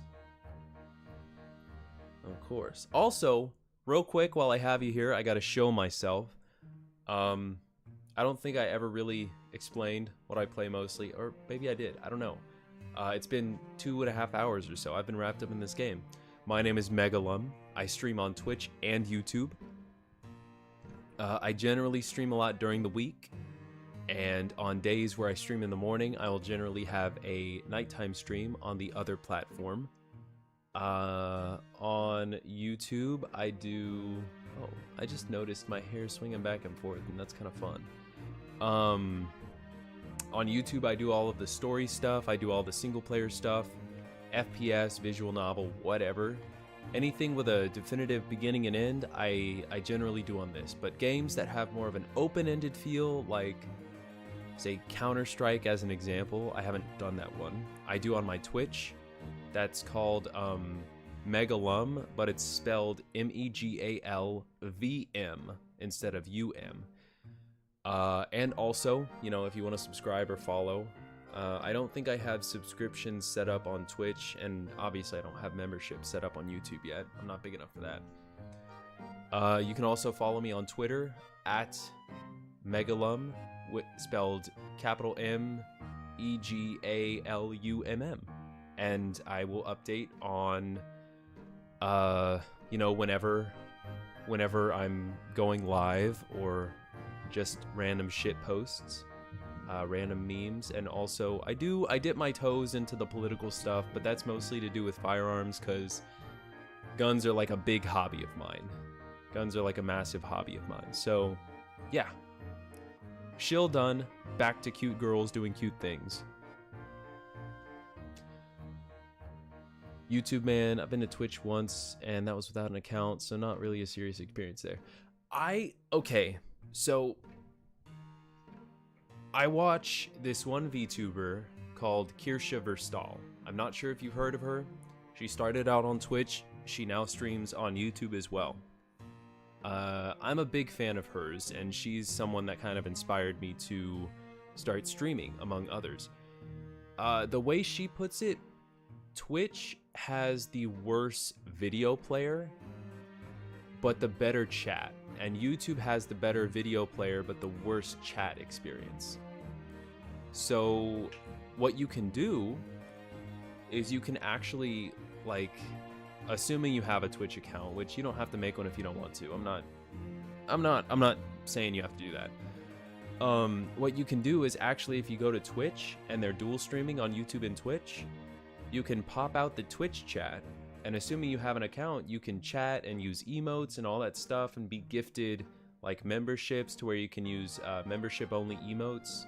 It's pretty neat. You can pop the chat out of the browser, so it's just its own standalone box. And then you can have YouTube chat and Twitch chat, and you can use Twitch emotes in the Twitch chat. It's pretty neat. Anywho, I've always been a fan of the classics like Mood and Quarter Life. Fighting games can also get your blood pumping if you get competitive with it, but there are casual fighters for newbies too. There really are a lot of genres in the action realm, but those should get you started there. Thanks, I'll keep that in mind. Should I ask for any other recommendations? Alright, okay. I think what I'll do, I'll go through these options here, and then I'll probably save and end it, because by the time I get through, it'll probably be 3.5 hours of streaming. I have not eaten yet. Sometimes I just want to lay back, relax, and do nothing for hours at a time. Got anything with a nice chill vibe like that? That depends on if you want casual games or not. Also, I like that we're getting to talk to Clover a lot more now. The trifecta of comfy core is Mineshaft, Terrarium, and Anime Crossing. Though there are a lot of sandboxes like these, they're the ones that become most popular. Then there's simulation games. Anything from Ram World to Roller Coaster Capitalist, I fucking love. Oh my gosh, Roller Coaster Tycoon 3, the 3D one. Oh, I fucking love that one. It's my favorite. Or anything where you could just build things and watch your little peons do work is pretty chill. Lastly, rhythm games can be relaxing once you get better at them at least. Sure, they'll pump you up with their music, but once you get into the vibe, your body and mind will sync to the music. It's a religious experience of our own. Sounds pretty comfy. I'll keep that in mind when I'm in that kind of mood. Should I ask for any other recommendations? You know, I've been hearing a lot about cinematic games. Stuff that just has a deeper emotional plot tied to it. Oh my gosh, she said it. She said it. She said what we're all thinking. Last of Us called out. Last of Us called out. Last of Us 2 called out. Look at that. Boom, dunked on. Eh, you sure you don't just want to watch a movie or read a book? Just kidding. There's plenty of stuff like that I'm into. First off, you have those movie type games you're talking about, which still usually have quite a bit of action in them as well. Then you have visual novels. Usually anime art style, but some Western styled VNs have been doing a good job keeping up too. Oh yeah? Oh yeah, can you name me? Can you give me a Western VN that has Catholic themes to it and is set in a Catholic school, Clover? Can you recommend me one of those? Please, I'm all ears. I particularly like the Stay Fake Gate series as well as the Octory Games trilogy. All right, so we've got a mashup of Stay Fate Night and maybe Steins Gate. I'm not sure what the fake is. And then Octory Games. I'm trying to think of what that is. Octory. It sounds so familiar. It sounds, again, like Legally Distinct, like Mineshaft or Shady Souls, but I can't think of what it is. Huh. And if you don't mind a bit of slice of life before seriousness, try the Love Dove series.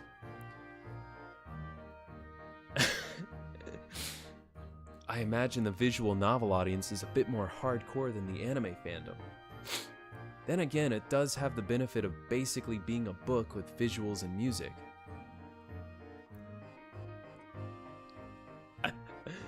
Maybe trying out a visual novel will broaden my horizon on both the gaming and anime front.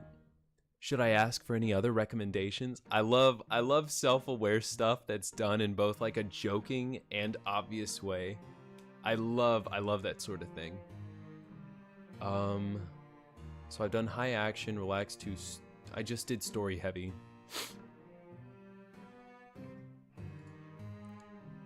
Anything I might just be able to play here and there? Something not too serious for when I'm bored between classes? Clover points a finger, coffee sip, at her side monitor with all of the little games seemingly playing themselves. See all these gacha games I have open over here? There's no need to really grind to this extent. I just like to make sure I get all the little characters every time they're released, but that's not necessary to beat the games. I think, didn't she? Am I crazy? I thought she did. Most people just play the story sections, do their daily quests, and occasionally go hard during the events. Now, I don't recommend them for most people because it's very possible to get addicted. You mean like you? Guilty. I can make as many excuses as I want, like at least I'm not spending money. But all the time I spend could go to better use. I just like all the cute characters. I'm a collectomaniac. I can stop anytime, I swear. Okay. Keep telling yourself that. That I do. But anyways, pick any one of these and I'll friend you on them so you can boost your teams up. Yeah, gacha games. I've always known gacha games as mobile. I've never played a gacha game that I can think of.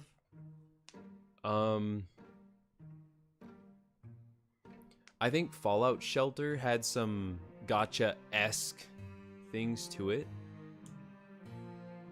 But I've never played a Japanese gacha, and I've never played a gacha in general. Like, the first thing that I think of when I think of gacha games is the ship game, the ship girl game, or like Blue Archive or something, maybe. I don't know. I've never touched a gacha. What's the ship game? Can't think of it. Oh well. Alright, I'll give one of them a shot. Should I ask for any other recommendations? That's all for now. That should be good for now. If I need any more recommendations, I know who to ask. I take out my phone and make a note of all the games she suggested. It's the only way I'm going to remember even half of these. So are you going to the arcade with everyone tomorrow after school? Oh yeah, Sarah told me about that. I wasn't sure who all was going, but I guess it would make sense you would be too. Okay, so...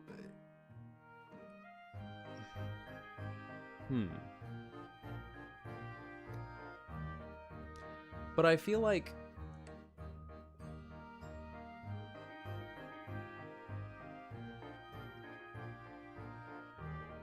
for a gacha game... Sorry, I thought I heard something again. I feel like for a gacha game to be considered a gacha game, it would have to, like, have that as half of the... Oh, okay. Genshin's a gacha game. Okay. What is the boat lady name? What is the boat lady game? This is gonna kill me. This is gonna kill me because now I can't stop thinking about what it's called. Gacha game with ship girls. Azure Lane. Azure Lane. Okay. Boat lady game. Azure Lane. I watch a couple of VTubers who play Azure Lane. So yeah. Does it though? I am an introvert after all. A self-aware one at that.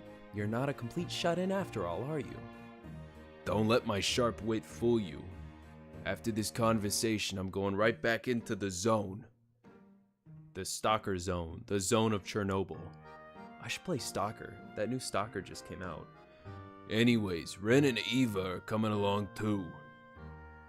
Ren is a fan of fighting games, so sharpen your skills if you want to play with her.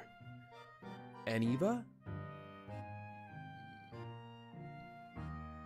She's surprisingly good at rhythm games. I wouldn't have believed it if I didn't see it myself, but it's a fact. What about Arya? I was thinking of asking her to come along since she doesn't seem to have a lot of people to hang out with. Arya? Well, Sarah and her don't really get along that much, so I doubt she extended an invitation to her. Oh? Some sort of bad blood between them? It's a religious difference. Sarah was raised hardcore evangelical Christian, and while she seems fine around people like me who don't care about religion, she has a problem with Arya's dabblings in the occult. Oh, I guess that makes sense. What, like Pagan stuff? That's a bit more of a surprise to me than her just saying that she has issues with religion. I've never really taken any of that stuff seriously, considering the myths and all the silly shows that air about witch covens and whatnot. Let me check and see. Oh. Wait.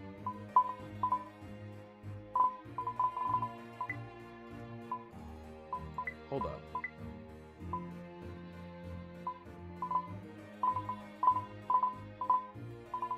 Oh, wow. Okay. Oh, okay, so I just unlocked everything. Yeah, that's what I think of every time I see Eva's name, too. Okay, I don't think this is a game progress indicator. I think this is a unlock thing, like, because I'm not seeing anything in here that's not unlocked. Okay. Is she into it seriously, or just a fascination with it? Dunno. Doesn't really concern me all that much since I'm not close enough with Arya or Sarah to get involved. Just saying, if you want to invite Arya, keep that in mind. Agabish! Well, I'll think about it. In the meantime, I won't keep you from what you're doing here. Besides, I was gonna try and finish this book before you snipe me across the library. Hey, sorry about that. No worries, I'll see you tomorrow then. Laters. Clover waves again, still facing her screen like before. I hope she does well on her test tomorrow, despite my assumption that she still hasn't read her book. You know what? Wouldn't it be funny if she could just absorb the book? Like, literally absorb the fucking book. I would be so happy if I could absorb knowledge like that. Are you kidding me? I would take being made out of slime. not having a fully physical body if it meant that I could literally absorb knowledge and understanding. That would be incredible. Then again, if what Sarah said is true, she might not have a problem being naturally smart and all. I wonder how she'll make up for the knowledge only found in these books, however. She eats books. She eats books. Oh well, not my problem, I guess. I'd better find someplace out of range of Clover's antics if I want to concentrate this time. Alright, well, hold up. I exit the library with my books still in hand, thinking of where the best place to read could be. A thought crosses my mind. I could check out the martial arts club instead. I already checked out the basketball club with Sarah yesterday. Couldn't hurt to check out my other sports options. Plus, I could use this opportunity to hang out with Ren. Does seem like cheating when you think, I don't care! It can be as cheaty as I want it. It possibly is. I think the worst part of having to eat books to consume knowledge would be the staggering library fee. All the fines you would accrue. Like, oh, you ate the library books. Yeah, you owe us like so much fucking money. You ate the textbooks? What the hell, man? Like, those aren't cheap. You imagine, dude, college would just be the most expensive meal of your life. College would literally just be the most expensive meal of your life. You're paying like $200, $300 for a textbook, cutting that shit up with a steak knife, bit by bit, eating it like, oh, that's astrophysics. Delicious. And then when you're done, you're like, wow, that book was dog water. That was not worth $250.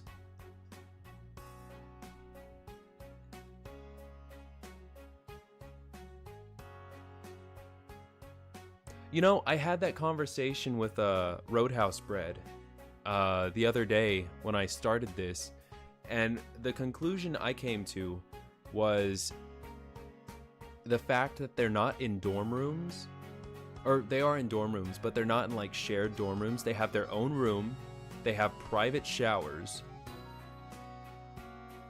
Suggests, I would imagine that this place, and I think it was like 20 rooms.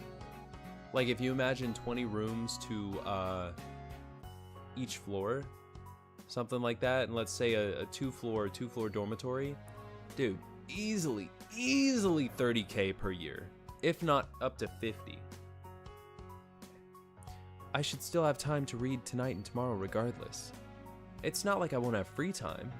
Either way, if I don't check out the remaining sports club now, I'll probably lose interest in it altogether. Okay, right there, I'm gonna leave off. I'm gonna save.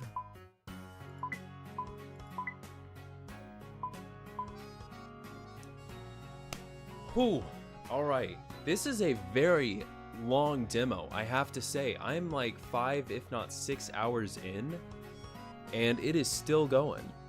It's still going. We have like a social outing tomorrow on September 8th. That we still gotta talk through. I mean, I'm excited. I really like it. I have to admit, I'm not comfortable with like over-sexualized stuff personally.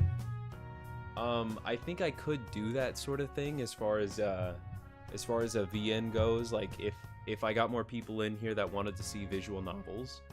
But I think for now, kind of dipping my toes into it with this has been kind of fun. I like the characters. They're nice, they're fun, they're sweet. And I don't know, I enjoy it so far, and I think that's probably the biggest part of anything. So, yeah. Yeah, it's not for everyone. I'd be willing to try it. I mean, I'm not, again, like I said, I'm not a perfect Catholic. You know, I have my fair share of stuff that I probably shouldn't do, but I think at the end of the day, the VN stuff does look kind of interesting, and I think more so, visual novels are basically just, when you think about it, a giant wall of programming language, right?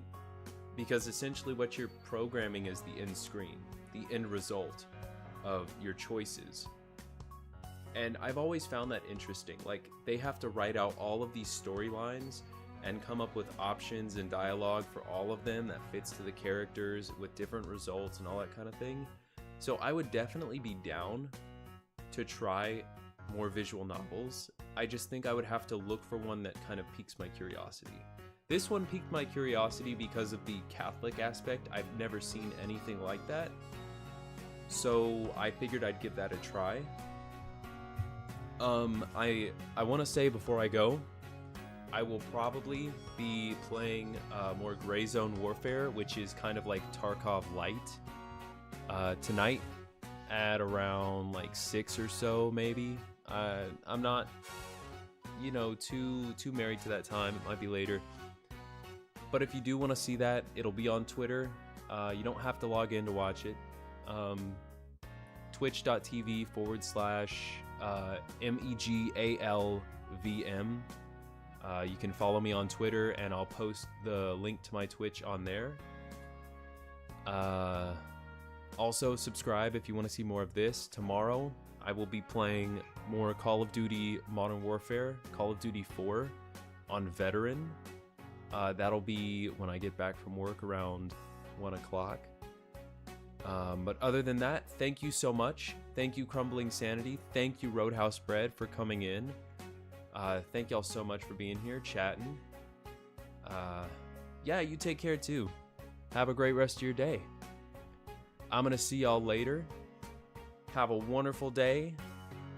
God bless, all that good stuff. I hope that you have fun with whatever it is you're doing, and as we lead into the weekend, I hope you have fun times with friends. But with that being said, I'm gonna head out.